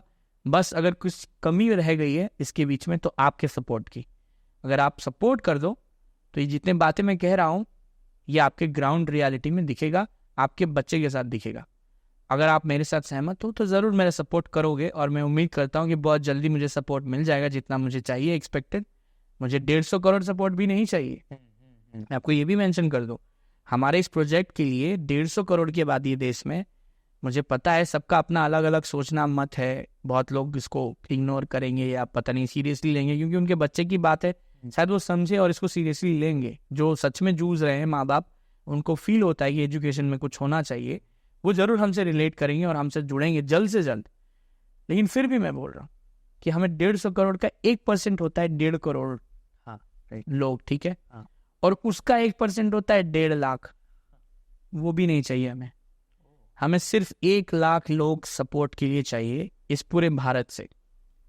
अगर ये हमें मिल गया तो मैं आपको यहाँ पे गारंटी देके जा रहा हूँ, आपके पॉडकास्ट पे वापस फिर आने का मौका मिला तो जरूर आऊँगा जी, और आके मैं आपको गर्व से कह पाऊंगा कि देखिए वी हैव डन इट। आपके देश में एक नया एजुकेशन सिस्टम दिखेगा, आपके देश में वो स्ट्रक्चर कैसे हम इम्प्लीमेंट कराएंगे उसका एक प्रोसेस है। जैसे हम लोग जैसे ये बनाया हमने स्ट्रक्चर, तो ये बहुत टफ था, ये सिर्फ यहीं तक का काम नहीं था। इसके बाद ये काम था कि आपको इतने लोगों के भी, जैसे आपने पूछा पॉलिटिकल इंटरफेरेंस है, ये सब का सवाल का जवाब भी तो है हमारे पास, इसका आंसर भी हमने ढूंढा, और हमने ये किया कि भाई पॉलिटिशियन तो लोग बना के भेजते हैं, वोट्स बना के भेजते हैं इनके, तो हम पहले उनके पास क्यों ना जाए जो बना के भेजते हैं। हाँ, क्योंकि बच्चे उन्हीं के हैं जो बना के भेजते हैं, है ना, बच्चे इनके नहीं है। राइट। इनके बच्चे एग्जिस्ट कर लेंगे कैसे भी, बच्चे आपके दिक्कत आपके बच्चे में है। सही बात है। ठीक है, तो आपके बच्चे का एग्जिस्टेंस में दिक्कत है, तो इसीलिए हम आपके पास जाना चाहते हैं। तो इसीलिए हम लोगों ने एक बहुत बेहतरीन वे आउट निकाला। ओके। और हम लोगों ने प्लान किया कि जिससे ये पॉडकास्ट के थ्रू कुछ लोगों तक तो पहुंच ही जाए। ठीक है, बिल्कुल। ताकि इसको ताकत मिले आगे बढ़ने में, जल्दी से जल्दी, जितनी जल्दी लोग चाहेंगे, जितनी जल्दी हमें वो 1 लाख लोग मिल जाए, जिनको हम एक स्पेशल नाम से बुलाएंगे, सीड ऑफ चेंज बोलेंगे, जिसके बारे में बताऊंगा मैं आपको आगे। सीड ऑफ चेंज, वो 1 लाख हमें चाहिए जो इस बदलाव के बीज बने, और ये हमें जितनी जल्दी मिलेंगे उतनी जल्दी इम्प्लीमेंट करेंगे। और आने वाले दिन में जब ये 1 लाख हमारे सीड ऑफ चेंज बन जाएंगे, इन्हीं के हेल्प से हम इस पूरे प्रोजेक्ट पे पूरे 150 करोड़ लोगों के सामने में कुछ प्रेजेंट करना चाहते हैं। और उसके लिए जो हमने मीडियम सेलेक्ट किया है, मैं आपको बताना चाहूँगा, वो है बॉलीवुड। अच्छा जी, वो तो पूरी इंडस्ट्री ही विदाउट उस पे चल रही है और आपने उसी को सेलेक्ट कर लिया। क्योंकि अभी तक उस इंडस्ट्री का हाईएस्ट पोटेंशियल किसी ने यूटिलाइज ही नहीं किया।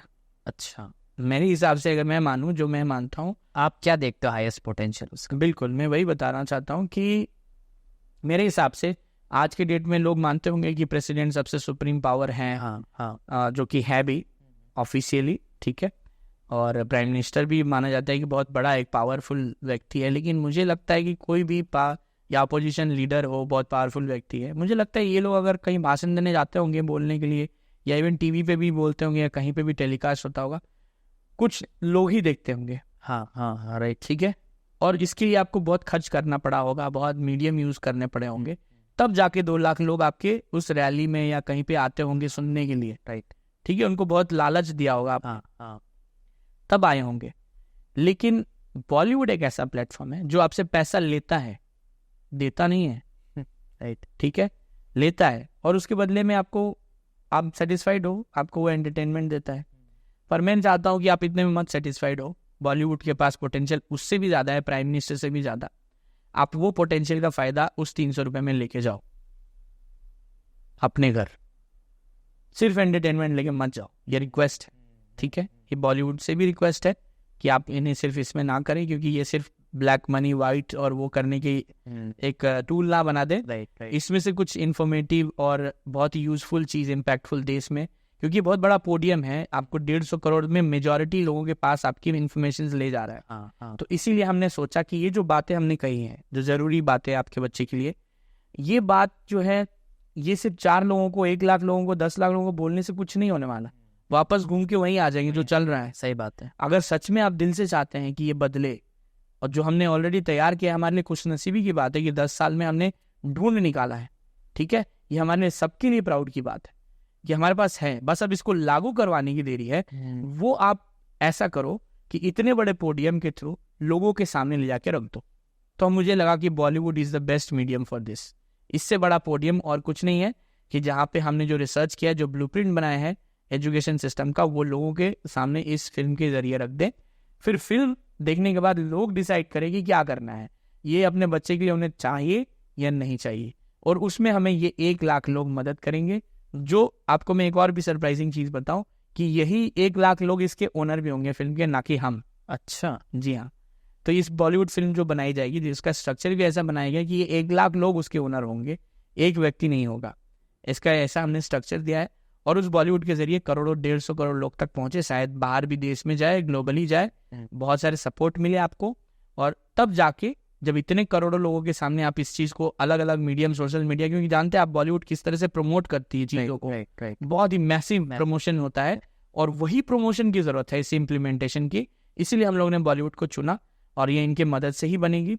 तो जितनी जल्दी हो उतनी जल्दी ये इम्प्लीमेंट होगी, और ये हम अश्योरिटी के साथ कह पाएंगे कि तब जब ग्राउंड में वो उतर जाएगी फिल्म के जरिए, तो आपको फिर वहाँ से बहुत सारे सपोर्ट्स करने वाले लोग अपने बच्चे के लिए, वो एक्चुअली हमें सपोर्ट नहीं, अपने बच्चे को सपोर्ट करेंगे, खड़े हो रहे होंगे, और वो सपोर्ट आपको दिखेंगे। फिर वही शायद वोट के रूप में वो बदल के जाए, और वो एक डिमांड बन के जाए, वोट सिर्फ ना रहे। जैसे हमने कहा कि कॉन्स्टिट्यूशन बना था for the people, by the people, of the people. हमने सुना तो है, पढ़ा भी है, पर देखा नहीं आज तक। चलिए हम और आप मिलके इस बार दिखा देते हैं कि for the people, by the people, of the people कैसे होता है, कैसे एक यूनाइट डिमांड क्रिएट करके अपने लिए, अपने बच्चे के लिए हम खड़े हो सकते हैं। आपको आइए हम दिखाते हैं सिटीजन्स पावर क्या होता है। इसकी मीडियम से, इस बॉलीवुड फिल्म के मीडियम से। तो जैसा कि अभी आपने बताया कि 1 लाख लोग ही चाहिए, आपने 150 करोड़ का 1%, फिर उसका वापस 1%, और आप 1 लाख पे आके रुक गए। तो ये 1 लाख ही क्यों? हाँ, ये एक्चुअली हमारा एक स्ट्रक्चर है जो हमने कहा ना कि हम इम्प्लीमेंटेशन के लिए, आपने पूछा कैसे आप करोगे ये, हाँ, ये पॉसिबल कैसे, तो ये आसान काम नहीं है। इनके ऊपर बहुत दिमाग लगाया, सोचा कि हम इसको कैसे लें। तो बात आई बॉलीवुड की, जैसे मैंने बताया, तो बॉलीवुड आ गया। अब बॉलीवुड आई तो एक बजट आया। हाँ, हाँ, हाँ। अब वो बजट हमारे और आपके बस की बात तो है नहीं है, राइट। ठीक है। तो अब ये बजट का तोड़ क्या है, सोल्यूशन क्या है? और नाम जबकि आपने दिया जन प्रायोजित आंदोलन, पीपल स्पॉन्सर्ड रेवोल्यूशन, तो पीपल स्पॉन्सर्ड होगा, यही आंसर था उसका। तो यहीं से आती है 1 लाख की बात। ओके, तो हम लोगों के पास फाइनेंसर्स भी आए, बहुत सारे आए, उन्होंने प्रपोज किया, मैं नाम नहीं लेना चाहूँगा उनका, तो क्योंकि बहुत इन्फ्लुएंशियल लोग हैं, इसमें कुछ दिक्कतें भी आ सकती हैं। वही पॉलिटिकल वाली चीज़। एग्जैक्टली, बहुत सारी है, वो टाइकून हैं और पॉलिटिकल भी हैं, बहुत कुछ है, वो लोग हैं इन्वॉल्व उसमें, तो मैं नहीं मेंशन करता हूँ। इसलिए मैं ये स्ट्रक्चर की बात पे आता हूँ सीधा, कि ये स्ट्रक्चर हमने तैयार किया कि हमें ऑफर जो है, हम ये कोई फिल्म किसी के फायदे या कमर्शियल बेनिफिट के लिए नहीं बना रहे। आप अभी तक तो इतना समझ ही गए हो कि इस प्रोजेक्ट में इस रोल, फिल्म का रोल कितना बड़ा है, बॉलीवुड का रोल बड़ा है। तो जब रोल बड़ा है तो पार्टिसिपेशन भी एक व्यक्ति का कभी हो ही नहीं सकता। हाँ, आप एंटरटेनमेंट के लिए बनाते तो कोई फाइनेंसर बना देता, कोई प्रोडक्शन हाउस बना देता, बन भी रहा है, डेली बनता है, राइट। ये फिल्म वो नहीं बन रहा है। ये फिल्म ऐसा बन रहा है कि जिसमें मैसिव एक स्ट्रक्चर है, रूप है और चेंज की बात है। तो ये मैसिव लोगों के द्वारा ही बन सकते हैं, इसके कोई एक ओनर हो ही नहीं सकते। लेकिन मजे की बात क्या है इसमें? मजे की बात ये है कि एक आदमी बनाता था, ज्यादा बजट देके बनाता था पैसा। हाँ, हाँ। अब इसमें इतना बड़ा प्रोजेक्ट है, इतना बड़ा मैसिव एक आउटकम मैसेज है, और चेंज की बात है, इम्प्लीमेंटेशन की बात है, और ये सबसे कम पैसे में बन रहा है। अच्छा, सबसे कम पैसे में। ये अभी तक के हिस्ट्री में बॉलीवुड के, मुझे लगता है कि ये रिकॉर्डेड होगा कि सबसे कम पैसे में बनाया जाने वाला फिल्म। बजट बड़ा है लेकिन जो ओनर बन रहे हैं वो कम पैसे दे रहे हैं। ओके। अब ये ऐसा हमने बनाया है स्ट्रक्चर कि हमने 2 तरह से बनाया। एक हमारा ऐप है, जेपी आंदोलन ऐप, जिसके जरिए आप प्ले स्टोर से आप वो कर सकते हैं, iOS में भी आने वाला है। तो प्ले स्टोर में आप जाइए, उसे इंस्टॉल करिए, ऐप को इंस्टॉल करके आप लॉग इन करके, नॉर्मली जैसे होता है, आप आके वहाँ पे बैंक अकाउंट का डिटेल्स है उसमें, या QR कोड में, उसमें आप कुछ भी डोनेट करो, या इवन हमारे जो अभी पॉडकास्ट चल रहा है इसमें भी आप जो QR कोड फ्लैश होते हुए देखेंगे, उसमें भी आप जाके तुरंत अभी कर सकते हो। 10 रुपये मिनिमम हमारा डोनेशन है। अच्छा, लेकिन ये ओनर बनने के लिए नहीं है, ठीक है, ये डोनेशन है हमें सपोर्ट के लिए। आप अगर चाहते हो कि हम ये काम सक्सेसफुली कर पाए, ये उसके लिए है। उस काम को करने के दौरान हमें जो चीज़ें लगेंगी वो रिसोर्सेज के लिए है। तो ये मिनिमम आप 10 रुपये भी कर सकते हो, कुछ भी कर सकते हो, 100, 500 जो भी, 10 रुपये आप मिनिमम डोनेट कर सकते हो हमें सपोर्ट करने के लिए। और आपकी, मुझे मेरी बात मानिए, उतनी ही भागीदारी होगी जितनी मेरी हो रही है। ओके, ठीक है। और अब आते हैं दूसरी बात पे, स्ट्रक्चर। दूसरा स्ट्रक्चर है, ये तो ऐप की बात हो गई, जेपी आंदोलन प्ले स्टोर से मिलेगा। दूसरा इसी का एक्सटेंशन है कि अगर आप इस फिल्म के ओनर बनना चाहते हो, अच्छा, सपोर्टर तो हो ही गए आप, हाँ, डोनेशन देके, ठीक है, आपने बस हमारा चीज भी शेयर किया ना, हमारे रील्स और पॉडकास्ट भी शेयर किए, तो भी आप हमारे पास सपोर्टर हो, ठीक है। 10 रुपये दे दिए तो हमारे लिए बहुत, हम ऑब्लाइज्ड हैं। आपने 100 दे दिया, 10 दे दिया, जो भी रुपए दे दिया आपने। लेकिन अब आप सोचो, इसके बड़े हिस्से में अगर जाना चाहते हो, आप इसके बड़ा पार्ट बनना चाहते हो, प्राइमरी मेंबर जिसको हमने नाम दिया है, ओके, और आप फिल्म के ओनर बनना चाहते हो, मालिक बनना चाहते हो, तो 2500 रुपये डोनेशन का कॉस्ट है, सिर्फ फिल्म बनाने का, आपके ओनरशिप का। अच्छा, सिर्फ 2500 में आप इस फिल्म के ओनर बन जा रहे हो। और जब ये फिल्म आएगा तो बड़े अक्षरों में आपको दिखेगा कि that this movie is presented by seed of change from India.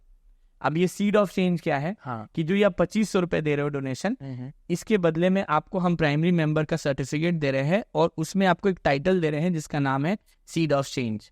यही वो सीड ऑफ चेंज है जिसमें लिख के आ रहा है स्क्रीन पे, फिल्म के, थिएटर के, कि this movie is presented by seed of change from India. तो वही इंडियन, हमारे जो 1 लाख लोग हम बोल रहे हैं आपको, डोनर या हमारे प्राइमरी मेंबर, इस आंदोलन, समझिए ये उनका ही आंदोलन है, उन्हीं के द्वारा जन प्रायोजित, जैसे मैंने कहा, जन के द्वारा प्रायोजित, स्पॉन्सर्ड किया गया है, और ये फिल्म बना है, इसी से ये शुरू हुआ है, और इम्प्लीमेंटेशन के काबिल आप इसको बना पाए, जो कि बहुत आसान कर दिया आपने काम। अगर आप ये कर देते हैं तो ये काम बिल्कुल आसान हो जाता है। जैसे मैंने पहले कहा कि पब्लिक के ही हाथ में है, मतलब जो पेरेंट्स हैं बच्चे के, उनके ही हाथ में है कि वो अपने बच्चे के लिए इसको बहुत आसान बना दे या इसके लिए बहुत टफ बना दे, दोनों ही उनके हाथ में। हमने अपना पार्ट प्ले कर दिया है, अब आपके हाथ में है चीज़ कि ये कितनी आसानी से आएगी। तो आपने समझ लिया होगा कि वो 2500 डोनेशन देते ही एक हमारे प्राइमरी मेंबर बन रहे हैं, उनको सर्टिफिकेट दे रहा है, उसमें टाइटल है सीड ऑफ चेंज, जो दिखेगा कि this movie is presented by seed of change from India. तो आप प्राउडली कह सकते हैं I am the owner of this movie. जैसे 3 इडियट मूवी आई थी एजुकेशन पे, आप सोचो अगर उसके ओनर होते तो आप कितने प्राउडली फील करते कि 2500 में मैं ओनर बन गया, सिर्फ जो मैं एक पिज्जा पार्टी में खत्म कर सकता था। तो आपको एक पिज्जा पार्टी बस सेक्रीफाइस करना होगा, या कोई भी पार्टी सेक्रीफाइस करिए अपने बच्चे के लिए, और उसमें आप इतना बड़ा काम कर सकते हैं कि आप बिलीव भी नहीं कर सकते। बस यहीं तक नहीं है, अभी मैं आपको और बता दूं कि इसको आगे ले जाके जब हमारी सपोज फिल्म बनने के बाद एक बॉक्स ऑफिस रिजल्ट आती है, हाँ राइट, तो बॉक्स ऑफिस रिजल्ट के टाइम जो हमारे प्राइमरी मेंबर्स बन चुके हैं 1 लाख लोग, इनको हम एक टास्क दे रहे हैं, और उस टास्क को कंप्लीट करने के एवज में एज अ फीस आप बोल सकते हैं, वो कुछ भी होगा, मिनिमम 2500 तो होगा ही होगा। और हम एक्सपेक्ट करते हैं कि ये मूवी ऐसी मूवी नहीं होगी कि कौन देखेगा, हाँ, बल्कि ये मूवी ऐसी होगी कि कौन नहीं देखेगा। हाँ, तो ऐसे सिनारियो में कि जो वो बजट है, वो जो आउटकम होगा बॉक्स ऑफिस, वो कुछ भी हो सकता है, अनएक्सपेक्टेड। तो वैसे अगर अनएक्सपेक्टेड सिनारियो आया, हम अगर 200-500 करोड़ भी अगर छू पाए, ठीक है, इस बजट से 25 करोड़ के बजट की मूवी से हम अगर इतना छू पाए, तो उसमें जो हम वीडियो एक टास्क देंगे उनको शूट करने का, जिसमें उनको 3 सवाल पूछने पड़ेंगे। हर 1 लाख जो प्राइमरी मेंबर हैं सबको अपने जो भी एरिया में, इंडिया के जिस भी कोने से वो है, वो कर रहे हैं इस चीज़ को, वो क्या करेंगे कि अपने लोकेलिटी या मोहल्ले या अपने अपार्टमेंट से 10 लोगों को किसी को भी बिठा लें, बच्चे हों जो फिल्म देखने लायक है, जो स्कूल में पढ़ते, कॉलेज स्टूडेंट हो, पेरेंट्स हो, बूढ़े बुजुर्ग हो, किसी को भी बिठा सकते हैं। वो 10 लोगों को बिठाए, क्योंकि हमें सबका मत चाहिए, हाँ ठीक है। तो हम सब किसी को भी 10 जन को बिठाइए, एक वीडियो रिकॉर्ड कीजिए 30 या 1 मिनट या 30 सेकेंड का, उसमें आप 3 सवाल पूछिए। पहला सवाल ये कि मेरी फिल्म कैसी लगी, क्योंकि आप प्राउड ओनर हो इस फिल्म के, सही बात है, तो आप पूछ सकते हो कि मेरी फिल्म कैसी लगी। गर्व भी होगा आपको, वो कहेंगे खुश होकर, आपको बताएंगे, क्योंकि पूरा देश में उसमें चर्चा चल रहा होगा उस फिल्म पे, तो वो बताएंगे कि क्या उनका रिव्यू है। दूसरा क्वेश्चन आप ये पूछोगे कि अब आप एजुकेशन सिस्टम के बारे में क्या सोचते हो, है ना, क्योंकि एजुकेशन सिस्टम के बारे में आपका नजरिया अलग था, इस फिल्म को देखने के बाद आपका नजरिया समझ में आएगा रियलिटी की क्या है। तीसरी बात जो सबसे इंपॉर्टेंट हमारे लिए है कि क्योंकि हमारी जो एजुकेशन सिस्टम है अभी तक किसी ने देखा नहीं है, आउट ऑफ लीग है, पहली बार इंट्रोडक्शन होगा आपसे, तो आपके सवाल होंगे बहुत मन में, आई एम श्योर जैसे आपके मन में भी बहुत सारे सवाल आए, तो जो लोग देखेंगे उनके मन में भी बहुत सवाल आएंगे, हजारों लाखों सवाल आएंगे। हमारा कोशिश है कि हम हर सवाल का आंसर करें, इसीलिए हम वो तीसरा क्वेश्चन पूछेंगे कि आपके मन में इस फिल्म को देख के कोई सवाल है तो पूछिए, उस एजुकेशन सिस्टम को देख के नया वाला है, तो वो सवाल तीसरा क्वेश्चन होगा। बस यही 3 क्वेश्चन आपको 10 लोगों को बिठा के पूछना है 30 सेकेंड या 1 मिनट में। जैसे आप वो हमें सेंड करेंगे, आपको इस टास्क के लिए जो फीस देंगे हम, वो एवरेज समझ के चलिए 5000, अगर हम 100-200 करोड़ के टच कर पाए, नहीं तो 2500 जो आपने डोनेशन जितना अमाउंट दिया था उतना तो हम फीस कंफर्म दे रहे हैं, कंफर्म दे रहे हैं, चाहे वो कुछ भी हो, फ्लॉप हो, जो कि नहीं होने वाला, कभी नहीं होगा, फिर भी हम आपको वो देंगे। लेकिन अगर थोड़ा भी ऊपर गया, कुछ अच्छा आया, तो आपको 5000 एवरेज में पकड़, हो सकता है ये बढ़ जाए, सही बात, कौन जानता है, शायद 1000 करोड़ हो जाए, हाँ, जैसे हम ये नहीं जानते कि क्या होगा, सही, तो वो भी हो सकता है। तो ये बढ़ने का भी चांसेस है, पर घटेगा नहीं 2500 से, ये पक्का है। ये आपको एज अ फीस आपको दिया जाएगा। तो यहाँ पे डोनेशन की बात ही खत्म हो गई आपकी। हाँ। दूसरी बात है, आपने इतना बड़ा रोल प्ले कर लिया फिल्म के ओनरशिप के रूप में, प्लस अभी यही खत्म नहीं होता, अब आपको, अगर हम उस स्टेज पे आ पाए कि इस सिस्टम के बारे में हम देश में बात चल रही है और चर्चा चल रहा है, तो अगर मान के चलिए थोड़ी देर के लिए फिक्शन मान लीजिए, क्योंकि ज़्यादा देर फिक्शन तो रहेगा नहीं, सही बात है, ये फिक्शन थोड़ी देर मान लीजिए कि अगर इस देश में इम्प्लीमेंट हो रहा है, तो आप जिस भी कोने से होंगे देश के, आप प्राइमरी मेंबर है, मतलब पहले मेंबर है जेपी आंदोलन के, तो आपको सुपरवाइज करने का मौका मिल रहा है कि आप उस जगह पे इम्प्लीमेंट होते हुए उस जेपी सिस्टम को सुपरवाइज करेंगे, and you will be the first supervisor for that place, क्योंकि वहाँ पे और कोई जेपी आंदोलन के बारे में कुछ नहीं जानता है, और ना ही किसी ने पहले पार्टिसिपेट किया, ना ही किसी का नाम सीड ऑफ चेंज है, आप हो वो सारे, तो आपको वो सुपरवाइज करने का मौका मिल रहा है, और ये बहुत बड़ा अपॉर्चुनिटी है, क्योंकि इसमें हमारे एक बहुत बड़ी चीज़ जुड़ रही है, जो मैं आपको अभी नहीं, वो फिल्म में ही आपको देखना पड़ेगा, उसमें पता चलेगा। तो बहुत बड़ा एक एडमिनिस्ट्रेटिव पावर है उसके अंदर में आप काम करोगे, सुपरवाइज करोगे। तो थोड़ा सा हिंट देना चाहोगे आप? हिंट तो जरूर देना चाहूँगा, लेकिन मैं ज़्यादा डिटेल्स नहीं बोलूँगा उसके बारे में। जी कि बिल्कुल। आप ये जो सुपरवाइजन कर रहे होगे, सुपरविजन, आप डायरेक्टली राष्ट्रपति यानी कि प्रेसिडेंट ऑफ इंडिया के सुपरविजन में कर रहे होगे। ओके। मतलब आप ये उनके लिए हेल्प कर रहे होगे, प्रेसिडेंट ऑफ इंडिया को हेल्प कर रहे होगे डायरेक्टली अपने स्टेट से। तो ये 2500 में कुछ भी नहीं है इसके लिए। सही। हम तो इस अपॉर्चुनिटी के लिए बहुत ही मतलब आतुर रहेंगे कि हमें कब मौका मिल जाए। और इसमें मैं भी 2500 दे रहा हूँ। अब सबसे मैं बात आपको बता दूं, बीइंग अ फाउंडर मैं भी तभी इसके पार्ट बनूंगा। मैं जेपी एजुकेशन मूवमेंट का जो हमारा ट्रस्ट है जो इवेंट करवा रहा है उसका ही पार्ट रह जाऊंगा अगर मैं 2500 नहीं दूंगा। मैं सिर्फ स्ट्रक्चरल जो हमने फ्रेम किया मैं उसका ही फाउंडर रह जाऊंगा अगर मैं 2500 नहीं दिया। तो मैंने पहला 2500 मैंने ही दिया, ठीक है, और सभी लोग दे रहे हैं। और हमें खुशी से ये भी कहने का मौका मिल रहा है कि आप भी हैं जेपी आंदोलन के, इसमें ओनरशिप ले रहे हैं आप, है ना। इस टाइप की मुहिम में तो हम आपके साथ बिल्कुल ही। बिल्कुल, ये हमारे लिए बहुत बड़ी बात है कि आपने इसको इतना रिस्पेक्ट दिया और इसने आपने भी इसमें अपने उतनी भागीदारी दिखाई जेपी आंदोलन के लिए। और हम उम्मीद करते हैं कि इसी तरह हर लोग जो हैं इसमें जो समझेंगे इस बात को, देश के लिए 1 लाख लोग, बिल्कुल सिर्फ 1 लाख, ये बहुत लिमिटेड सीट है कि 1 लाख लोगों को, क्योंकि हम नहीं कर पाएंगे क्योंकि स्ट्रक्चर उसी तरह डिजाइन है। तो सिर्फ 1 लाख लोगों को फर्स्ट कम फर्स्ट सर्व जो पहले आए। आई होप कि इंटेंशन सभी का अच्छा है, पेट्रोटिक का है वो लोग और देश के लिए कुछ करना चाहते हैं। तो ये एक छोटा सा मौका है उनके लिए देश के लिए करने के लिए। और अब मैं जो बोलने जा रहा हूँ वो उनके लिए एक एडेड गिफ्ट समझ लीजिए, रिवॉर्ड समझ लीजिए। उसमें जो पहले 1000 प्राइमरी मेंबर्स आ रहे हैं जिसमें आप भी आते हो, ओके क्योंकि आपने भी पहले ही किया। तो अब पॉडकास्ट जाएगा, देश के दूसरे लोग भी आएंगे, आपके व्यूअर्स होंगे, सब्सक्राइबर्स होंगे, और भी दूसरे जगह के लोग होंगे सब्सक्राइबर, जहाँ तक ये पहुंचेगा पॉडकास्ट, और भी दूसरे पॉडकास्ट पहुंचेंगे। तो उसमें से जो पहले 1000 जो डोनर हैं उनको एक स्पेशल चांस मिलेगा इस मूवी के लिए ऑडिशन देने का। अरे वाह, क्या बात है। और उन 1000 में से किसी 10 को ये अपॉर्चुनिटी मिलेगा बॉलीवुड फिल्म के स्क्रीन पे दिखने का। वो आप इस फिल्म के स्क्रीन पे दिखोगे, and that is also director, producer, everything, सब कुछ in just one film, in just one film.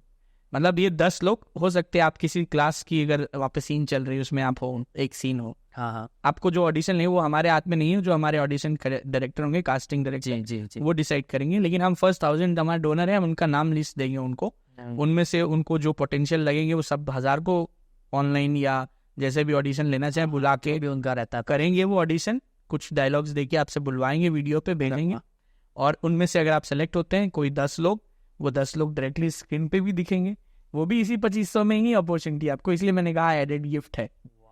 तो ये बहुत बड़ा अपॉर्चुनिटी जो लाखों रुपए खर्च करके लोग स्ट्रगल कर रहे हैं कि मैं कभी एक बार स्क्रीन में दिख जाऊं, तो उनको ऐसे 10 लोगों को ही मैं दे पाऊंगा। तो इसीलिए 10 लोगों को हमने सेलेक्ट किया। बाकी के इसके बाद जो आएंगे उनके लिए बहुत सारे जितने बेनिफिट है सब है, लेकिन ये पहले 1000 जो है ना उनके लिए स्पेशल ये बेनिफिट है। सो जैसे कि आपने बॉलीवुड फिल्म का और इन सब का जिक्र किया, तो अगर हम बात करें तो थोड़ा सा आप इसका टीजर और उसके बारे में बताइए ना, आपने क्या सोचा इसका? हाँ, बहुत इंटरेस्टिंग है। और चलिए, आपने जब इतना कुछ कह दिया तो मैं पहली बार आपके पॉडकास्ट पे ये रिवील कर देता हूँ इस फिल्म का टाइटल। ओके।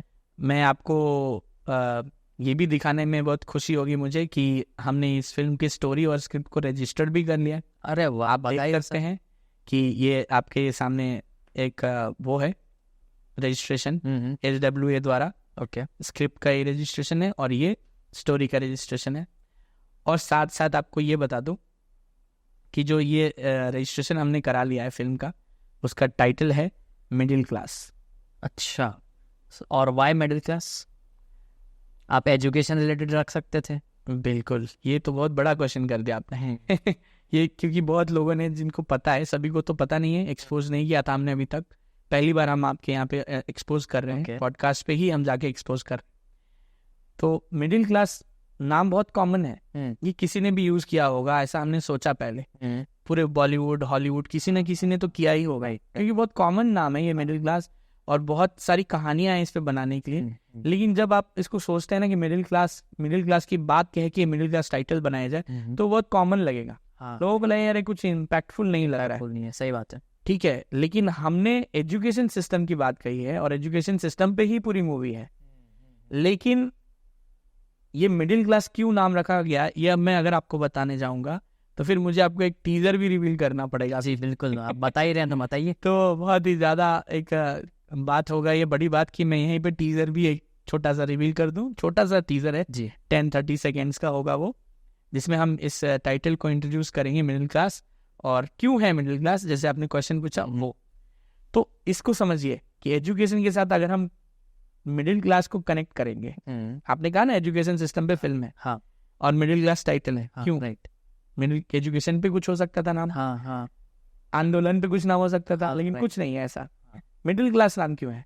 क्योंकि इन दोनों का एक बहुत ही स्ट्रांग रिलेशन है। ओके, और वो टीजर में यही आपको दिखेगा। अच्छा, वो ये दिखाएगा कि middle class is a fuel. Okay, अब आप यहाँ से टीजर को समझो, टीजर में और आपको इम्पैक्टफुल अच्छे तरीके से दिखाई जाएगी। आप जानते हो फिल्म के टीजर्स कैसे होते हैं, तो आपको और ज्यादा अपीलिंग लगेगा, वो अच्छा लगेगा। और बात तो यही रहेगी उसमें कि आप उसमें देखो middle class as a fuel. Okay, fuel क्या करता है, किसी चीज को चलाने के काम आता है, जैसे कि एरोप्लेन चला लो, गाड़ी चला लो, ठीक। तो अलग अलग स्पेशल फ्यूल होते हैं, राइट।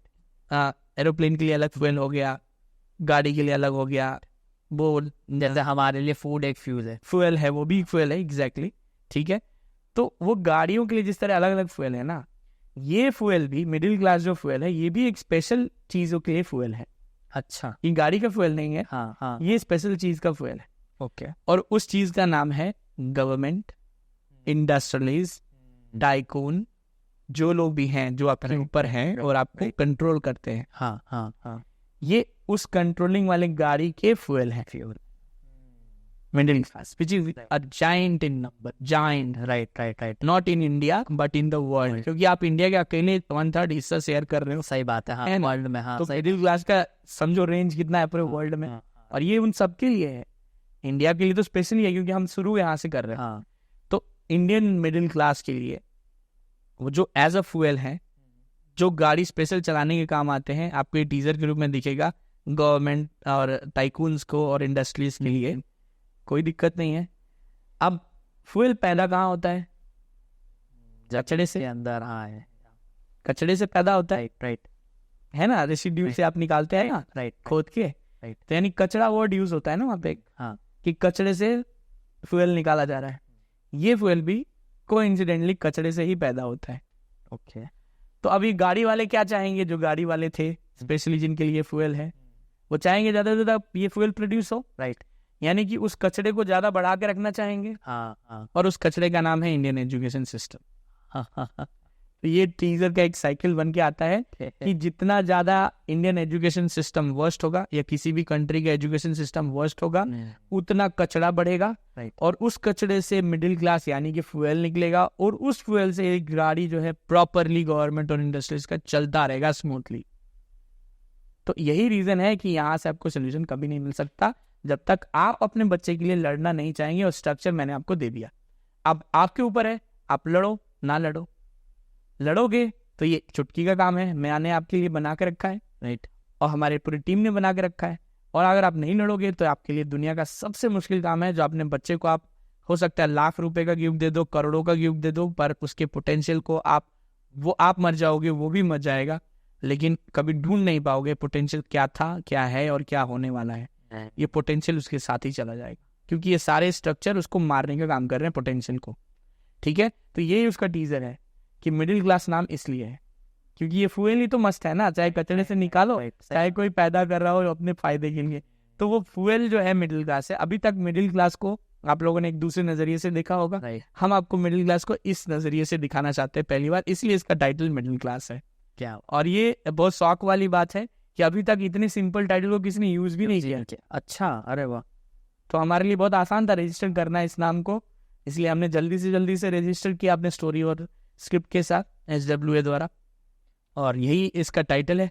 आई एम श्योर आपको भी अच्छा लगा होगा। बिल्कुल बिल्कुल बिल्कुल। तो जैसा कि आपने बोला कि आप बॉलीवुड के थ्रू और इसमें जाओगे, तो आपने इसमें एक्टर्स और जो प्रोड्यूसर्स हैं, हाँ, पे भी रिसर्च करी होगी फिर? हाँ बिल्कुल, बहुत इसमें भी पूरा समझ लीजिए, जितना हमें मेहनत एजुकेशन सिस्टम फ्रेम करने में करना पड़ा है, रिसर्च करने में और उसे फिर बनाने में, फ्रेम करने में स्ट्रक्चर, उतना ही बॉलीवुड के फिर अंदर में वो कहानी लिखना, स्क्रिप्ट्स लिखना, और फिर उनके बारे में पता करना, क्योंकि हम उस इंडस्ट्री से बिलोंग नहीं करते, हमारे लिए और ज़्यादा टफ है सोचना। फिर उसमें जो बैरिकेड्स आते हैं, मतलब एक तरफा लॉबी है और नहीं चलने देगा, ऐसा होगा, वो सारी बातें बैन हो जाएगा, है ना। तो हमने वहाँ साफ साफ कहा, मेंशन किया कि भाई ना हम रिलीजियस कुछ वो कर रहे हैं, तोड़ फोड़ कर रहे हैं या गलत इन्फॉर्मेशन दे रहे हैं, ना ही हम किसी के ऊपर ये नेकेड और न्यूडिटी की बात कर रहे हैं, ना ही किसी हिस्टोरिकल फैक्ट्स को हम डिस्टॉर्ट कर रहे हैं, कुछ भी ऐसा काम नहीं कर रहे हैं। हम सीधी सी बात कर रहे हैं कि मेरे दिमाग में एक सोच है एजुकेशन सिस्टम का, आप देखो आपको क्या लगता है। अब ये कौन सी बैन करने वाली चीज़ है, ये तो कभी बैन नहीं होनी चाहिए, सही बात है, ना होगी। और फिर भी अगर आप जबरदस्ती कोई अगर किसी ने कभी कोशिश किया तो उसका जवाब मुझे लगता है कि पब्लिक ही दे देगा। टीजर देखने के बाद वो जो 1 लाख लोग हैं वो वही दे देंगे फिर जवाब मुझे। वो 1 लाख तो जरिया है, सीड ऑफ चेंज है इसको इनिशिएट करने का। मैं आई एम श्योर कि वो टीजर देखने के बाद करोड़ों लोग उसका जवाब देंगे बैठ के और पूछेंगे आपसे सवाल कि क्यों कर रहे हैं आप ये। मुझे नहीं लगता करेंगे, कर नहीं पाएंगे, क्योंकि यहाँ पे कुछ ऐसा है ही नहीं। हम तो शिक्षा की बात कर रहे हैं, ठीक है, हम एक सोच दिखा रहे हैं। आप करो ना करो आपकी बात है, वो सवाल आपसे पब्लिक पूछेगी, सिटीजन्स पूछेंगे, माँ बाप पूछेंगे बच्चों के, जो उनके लिए चाहते हैं कि ये हो, है ना। तो वो उनकी बात है, हमारे तो इसमें कोई रोल ही नहीं है।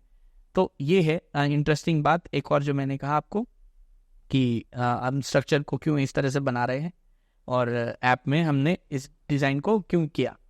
अब इससे एक्सटेंशन एक और आता है कि बॉलीवुड हमने क्यों सिलेक्ट किया, ये तो आपको पता चल गया। रिसर्च भी हमने उसी बेसिस पे हमने चाहा कि बेस्ट जो हो सकते हैं वाइड इंडस्ट्री में लोगों तक पहुंचे, इसलिए हाँ। तो मैं अभी वो रिवील नहीं कर रहा हूँ, थोड़ा मैं अपना रखना चाहता हूँ प्राइवेसी, क्योंकि बहुत हम उसको स्क्रीन पे देखेंगे फिर। बिल्कुल स्क्रीन पे देखें या टीजर में आप देख सकते हैं जब अनाउंस हो जाएगा प्रेस कॉन्फ्रेंस वगैरह में बहुत जल्द। तो इसके लिए हमें बस सपोर्ट की जरूरत है। जो ये हमारे 1 लाख प्राइमरी मेंबर है, जितने जल्दी आएंगे। अब मान लो कि आपकी पॉडकास्ट देखने के बाद ऐसा कुछ मिरेकल हो और ओवरनाइट पता चले 1 हफ्ते के अंदर या 2 दिन के अंदर, रात के अंदर 1 लाख प्राइमरी मेंबर्स मिल गए, तो फिर मैं आपको यहाँ से पूरा वादा करके जाता हूँ कि अगले महीने से ही आपने वो सारा नाम सुनना है कि कौन एक्टर है, इसका कौन प्रोड्यूसर है, क्या होगा, पूरा डिटेल्स आपके सामने होगा। तो मैं भी होप कर रहा हूँ कि आपको जल्दी से जल्दी बताऊं, बस आपके सपोर्ट का इंतजार है, जितना जल्दी हो। बिल्कुल। और वो शुरू ही हो चुका है ऑलमोस्ट, तो अब उसी की इंतजार है। अगर ये हो गया तो एक और बड़ा काम आप कर दोगे फिर। अच्छा बताइए। और वो मैं तो पक्का श्योर हूँ कि आपको चौंकाने वाला है। अभी तक जितने भी गिफ्ट्स दिए आप चौंके, सरप्राइज हुए जी, ये उससे भी बड़ा सरप्राइज है। ओके, हम मैं जो आपको बताने जा रहा हूँ, बताइए कि इस फिल्म के आने के बाद जस्ट 3 महीने के बाद एक 15 एपिसोड का सीक्वेंस चलेगा। Okay, and I am talking about not this episode, मतलब कुछ पॉडकास्ट एपिसोड ऐसा नहीं है। ओके, वो एपिसोड होगा, आप लोगों ने सत्यमेव जयते देखा था जी, आमिर खान का, राइट, उसी तरह का एक एपिसोड होगा। 15 एपिसोड जो वीकेंड्स पे आएगा। हमारी ये कोशिश होगी कि वो वीकेंड्स पे आए, संडे, ताकि सभी पूरी फैमिली देख सके नेशनल टेलीविजन पे। और कौन सा चैनल होगा हमने अभी फाइनल नहीं किया, क्योंकि वो फिल्म के बाद का पार्ट है। ओके, स्ट्रक्चर रेडी है, पर कौन कौन करेंगे वो पार्टिसिपेशन बाद में हम तय करेंगे फिल्म के बाद। 3 महीने के बाद के करीब में ऐसा टेन्योर हमने रखा है, वो आएगा, ताकि जब हमारे फिल्म देख के आपके अंदर जो क्वेरीज है वो फुलफिल हो, तो डिटेलिंग में जेपी सिस्टम क्या है, पूरा कैसे इम्प्लीमेंट होगा, हर चीज। जैसे फिल्म में आपने ब्लूप्रिंट देख लिया, पूरा डिटेल जेपी एजुकेशन सिस्टम हम पूरा निकाल के आपके सामने रख देंगे, पूरे पब्लिक के सामने। 15 एपिसोड्स ऑफ जेपी सिस्टम, जिसमें आपको पूरा डिटेल्स ऑफ जेपी सिस्टम मिल जाएगा, ताकि आपके एरिया में जब जेपी सिस्टम लागू हो रहा होगा अपने बच्चे के लिए, और कोई कुछ चोरी करना चाहता हो या नहीं करना चाहता हो, तो आप खुद पकड़ सकते हो उसे। आपको किसी को पकड़ने की, ज्योतिष पांडे या कोई सीड ऑफ चेंज 1 लाख जो प्राइमरी मेंबर है उनको सिर्फ पकड़ने की जरूरत नहीं है, आप खुद भी समझते हो कि क्या है ये। हाँ, आपको हेल्प चाहिए तो आपके एरिया से कोई ना कोई सीड ऑफ चेंज होगा, ये 1 लाख ऐसे वो आपको जरूर हेल्प करेगा, सुपरवाइज करेगा, सपोर्ट करेगा। तो वो सारी चीजें, पावर आपको वहां से मिलेगी। और अब जो मैं चौंकाने वाली बात बोल रहा था वो ये है कि अगर सक्सेसफुल फिल्म और जितनी भी चीजें हमने बोली वो एग्जीक्यूट हुई, पब्लिक सपोर्ट जल्दी से जल्दी हमें मिला, 1 लाख सीड ऑफ चेंज हमें मिल गया हमारे, तो फिर जो 15 एपिसोड्स का फाइनल एपिसोड होगा हमारा, उस फाइनल एपिसोड में आप as a chief guest Elon Musk को देखेंगे। वो टेस्ला वाले। Yes, I am talking about the Elon Musk. हमारे इस प्रोजेक्ट के स्ट्रक्चर में वो है, and we are planning for this. This will happen only and only if your support is there. आप चाहोगे तो ये होगा, और ये फिल्म इसी तरह एग्जीक्यूट हो पाए, तो ये बहुत ही मैं एश्योरेंस विजन हमारी ये कोशिश है जी, बिल्कुल। तो Elon Musk is going to be the final chief guest of this episode, final episode. Okay, yes, we are trying very hard for that. तो बस आपके सपोर्ट की इंतजार है।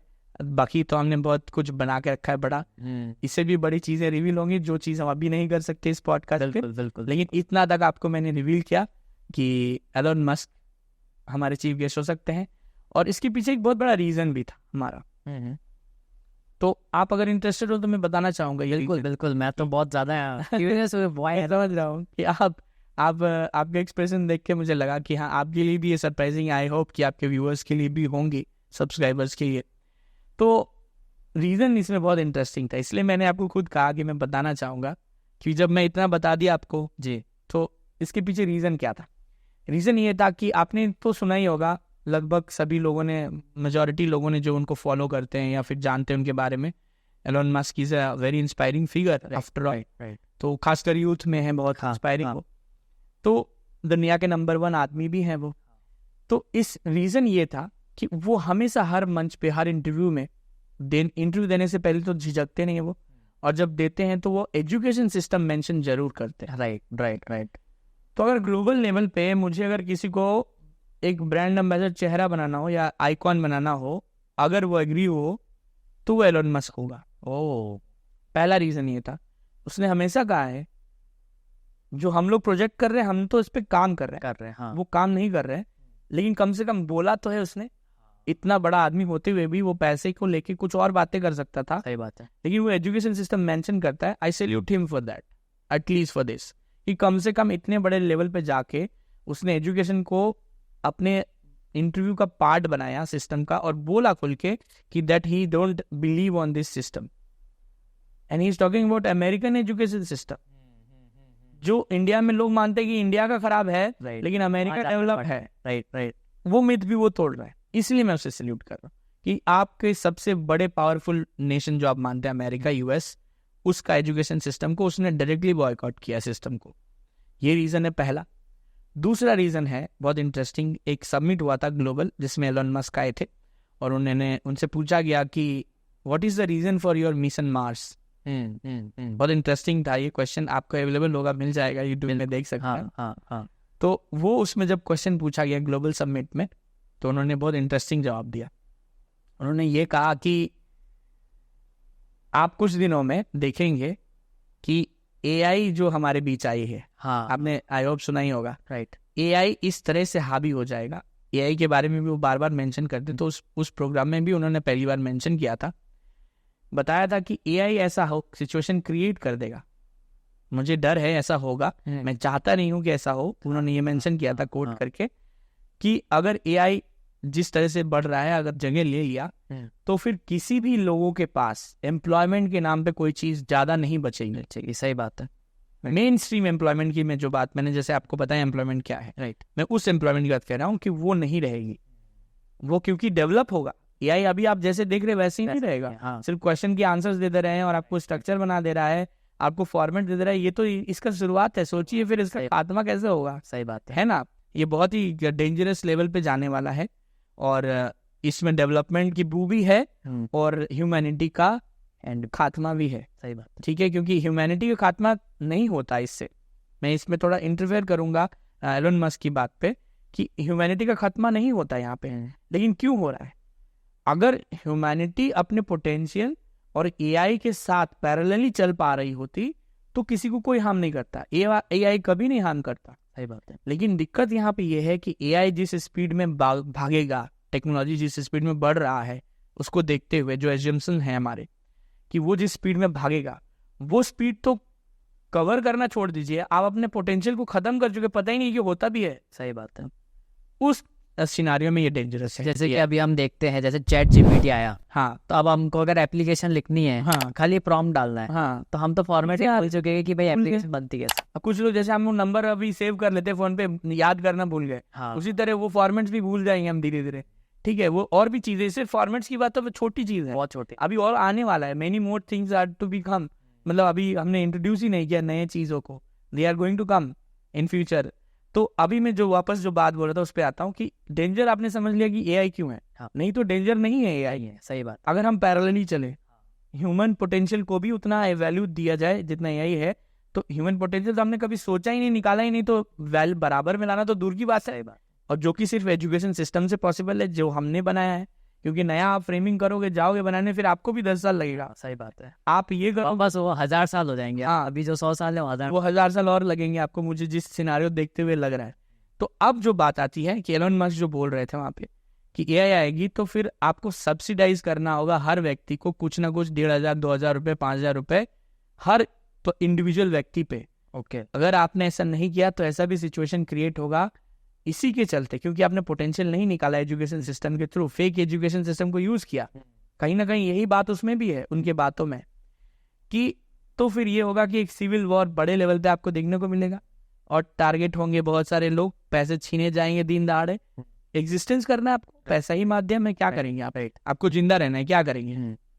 ठीक है, एम्प्लॉयमेंट का उपाय वो है नहीं। सही बात है। तो आपको या तो गवर्नमेंट सब्सिडाइज बिना कुछ किए करते रहे, आप जबरदस्ती खाओ और जिंदा रहो, उसको हम कहते हैं सोशलिज्म। हाँ, जैसे बाकी एनिमल्स भी जिंदा हैं, हाँ। खा पी के एग्जिस्ट कर रहे हैं, उनको कहीं ना कहीं नेचर रिसोर्स कर दे रहा है, आपके लिए गवर्नमेंट कुछ ना कुछ पैसा दे, आप खा के जिंदा रहो, ये जरूरत बन जाएगी। नहीं तो बहुत बुरा चीज देखने को मिलेगा फ्यूचर में, बहुत ही डिवास्टेशन, एक एपोकलिप्स दिखेगा आपको। ये बात उसने मेंशन किया। तो टैंकर ने बोला तो फिर ये तो आप अगेंस्ट द ह्यूमैनिटी काम कर रहे हैं। हाँ। उन्होंने कहा कि नहीं, this is not against the humanity, this is to save humanity, a part of humanity, उन्होंने कहा। तो वो पार्ट ऑफ ह्यूमैनिटी क्या कहा? उन्होंने कहा कि जो रिसोर्सफुल लोग हैं, अमीर हैं, उन्हीं के लिए ये मिशन मार्स है। कि मिशन मार्स में हम अगर 1 लाख अमीर लोगों को भी बचा के लेके चले गए, तो कम से कम पूरा ह्यूमैनिटी का जो ब्रीड है ना, ह्यूमन ब्रीड, वो खत्म नहीं होगा, हेमोसेपियंस का। हम कुछ लोगों को बचा देंगे। सही बात है। नहीं तो वो नीचे अगर रहे ना, तो पहले टारगेट वही होंगे। हाँ, पहले उन लोगों को ही लूटा जाएगा और लूटा जाएगा और खत्म किया जाएगा। फिर आप भले अभी आप इग्नोर कर रहे हो पैसे वाले हो के एजुकेशन सिस्टम को, तब सोचोगे कि क्यों नहीं एजुकेशन सिस्टम हमने सपोर्ट कर दिया, तब देर हो जाएगा। ठीक है, और वो बहुत जल्द आने वाला है, क्योंकि बहुत स्पीड में बढ़ रहा है। तो वो बच जाएंगे और बाकी ह्यूमैनिटी खत्म होगा। लेकिन यहीं पे हमारी भी एक एंट्री है जो बताता है कि हम और एलन मस्क एक जैसा काम करते हैं। यही दूसरा रीजन है उनको चीफ गेस्ट बुलाने का। ओके। कि वो ऐसा मानते हैं कि अर्थ में ऐसा आप सिचुएशन बना नहीं है अनटिल अनलेस कुछ एजुकेशन सिस्टम में हो। अभी हमारी उनकी मुलाकात नहीं है, इसलिए शायद वो ऐसा सोच रहे हैं। हो सकता है। और हम ये इमेजिन करते हैं कि हमें सबका सपोर्ट अगर मिले, जल्दी 1 लाख सीड ऑफ चेंज मिले, तो ये पॉसिबल हम लोग करेंगे कि इस अर्थ पे एग्जिस्टेंस पॉसिबल है, क्योंकि हम नया एजुकेशन सिस्टम इम्प्लीमेंट करा सकते हैं। वो भी वही कह रहे हैं कि नया एजुकेशन सिस्टम नहीं आएगा, मुझे नहीं लगता कि कोई चर्चा कर रहा है, इसीलिए वो मिशन मार्स बना रहे। तो हम दोनों का मिशन समझिए कि पैरेलल ही है, बल्कि हमारा 1 स्टेप अहेड है, क्योंकि हम इसी अर्थ पे एग्जिस्टेंस देने के कोशिश में है, और वो अर्थ से भगा के 1 लाख लोगों को सिर्फ एग्जिस्टेंस ह्यूमन को बचाने की कोशिश में है। तो यही है हमारा और उनका रीजन इनको चीफ गेस्ट बुलाने का। और इस बड़े मोटिव को सफल कराने का मैं आप सभी से, सब्सक्राइबर्स जितने भी पॉडकास्ट में जाता हूँ, जो लोग देखते हैं, जिन तक जिस माध्यम से भी पहुंचे, मैं हाथ जोड़ के विनती करूंगा कि पहले जो 1 लाख लिमिटेड स्पॉट्स हैं, आप उनको जल्दी से भरिए। हमें वो सीड ऑफ चेंज की इंतजार है 1 लाख कि हमारे पास आए, और इस देश में वो चेंज के लिए जो कभी हाईली इम्पॉसिबल है सोचना आज के डेट में, वो हम रियलिटी बना के ग्राउंड में दिखा सके पूरी दुनिया को। और इसी मायने में ना असल में आप सच में विश्व गुरु बन पाएंगे। जो हम बात कहते हैं ना, विश्व गुरु बनेगा, सबको होप है, वाइब्स आते हैं, वो वाइब शायद कहीं यही ना हो कि हम ही कर रहे हो शायद वो इनिशिएट। तो आप भी इसके रोल प्ले करिए और आप सीड ऑफ चेंज बनिए। मैं आपसे रिक्वेस्ट हमेशा करूंगा, बार बार हाथ जोड़ के, और आप इसमें बन चुके ऑलरेडी, इसके लिए आपको धन्यवाद भी कहूंगा रणजीत। थैंक यू, आपने हमको ये मौका दिया बनने। थैंक यू वेरी मच, मुझे आपको भी कहना है। So this is the thing about this participation.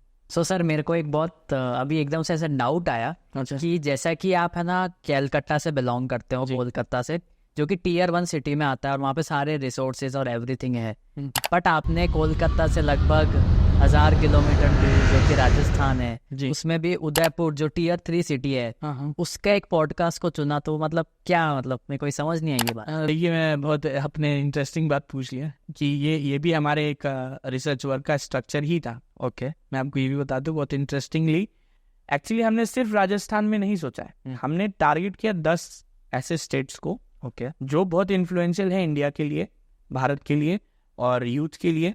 और पार्टिसिपेशन में इन 10 स्टेट्स को मैं पहले मौका देना चाहूँगा। तो उसमें जब बंगाल में एक पॉडकास्ट हमने किसी एक को ही सिलेक्ट किया, उसी तरह राजस्थान में हमने सिर्फ राजस्थान के लिए एक ही पॉडकास्ट सेलेक्ट किया जो कि आपका था अरब टॉक्स। अच्छा, वो रीजन ये था कि हमें पूरे राजस्थान में कोटा एक जगह है, आप जानते ही हैं, आप यहाँ से हैं तो कोटा एक जगह है जहाँ पूरे इंडिया से बच्चे आते हैं। एजुकेशन का एपी सेंटर बना दिया गया है, ठीक है।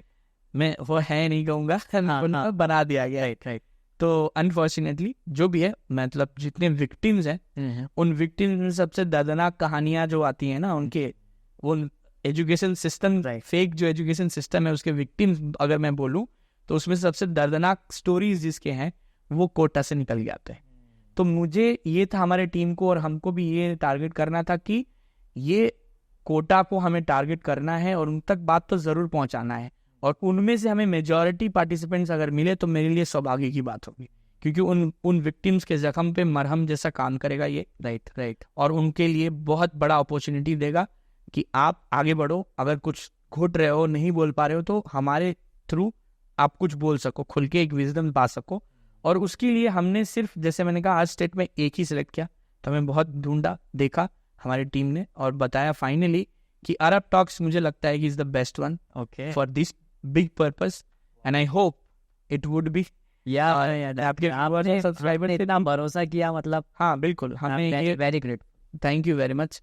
और हम ये उम्मीद करते हैं आपके सब्सक्राइबर, आपके व्यूअर्स या और भी जो आपके सब्सक्राइबर बनने वाले हैं, वो सब इस मोटिव को और आपके अरब टॉक्स के जो हमारा होप है, इस होप को रियलिटी में बदले।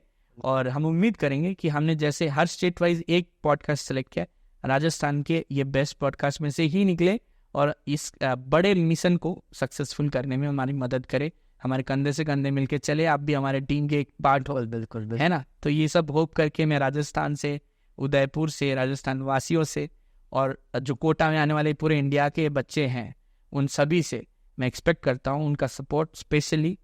और बाकी इंडिया के स्टेट से तो मैं कर ही रहा हूँ, जैसे कि बंगाल है, बिहार है, और आपके दिल्ली है, मुंबई है, क्योंकि ये बॉलीवुड की बात है तो मुंबई भी जाएगी। पर फर्स्ट फेज में हमने बंगाल और बिहार और राजस्थान को सेलेक्ट किया, क्योंकि राजस्थान में पूरे देश से कोटा में पढ़ने आते हैं लोग, तो होप के साथ जा रहे हैं राजस्थान की। आई होप कि मेरा होप गलत नहीं होगा। बिल्कुल, यहाँ के लोग सच में इतने पेट्रियोटिक और इतने इंटेंशन वाले होंगे कि इस एजुकेशन सिस्टम का कुछ ना कुछ हल निकाल के दे ही देंगे दुनिया के सामने।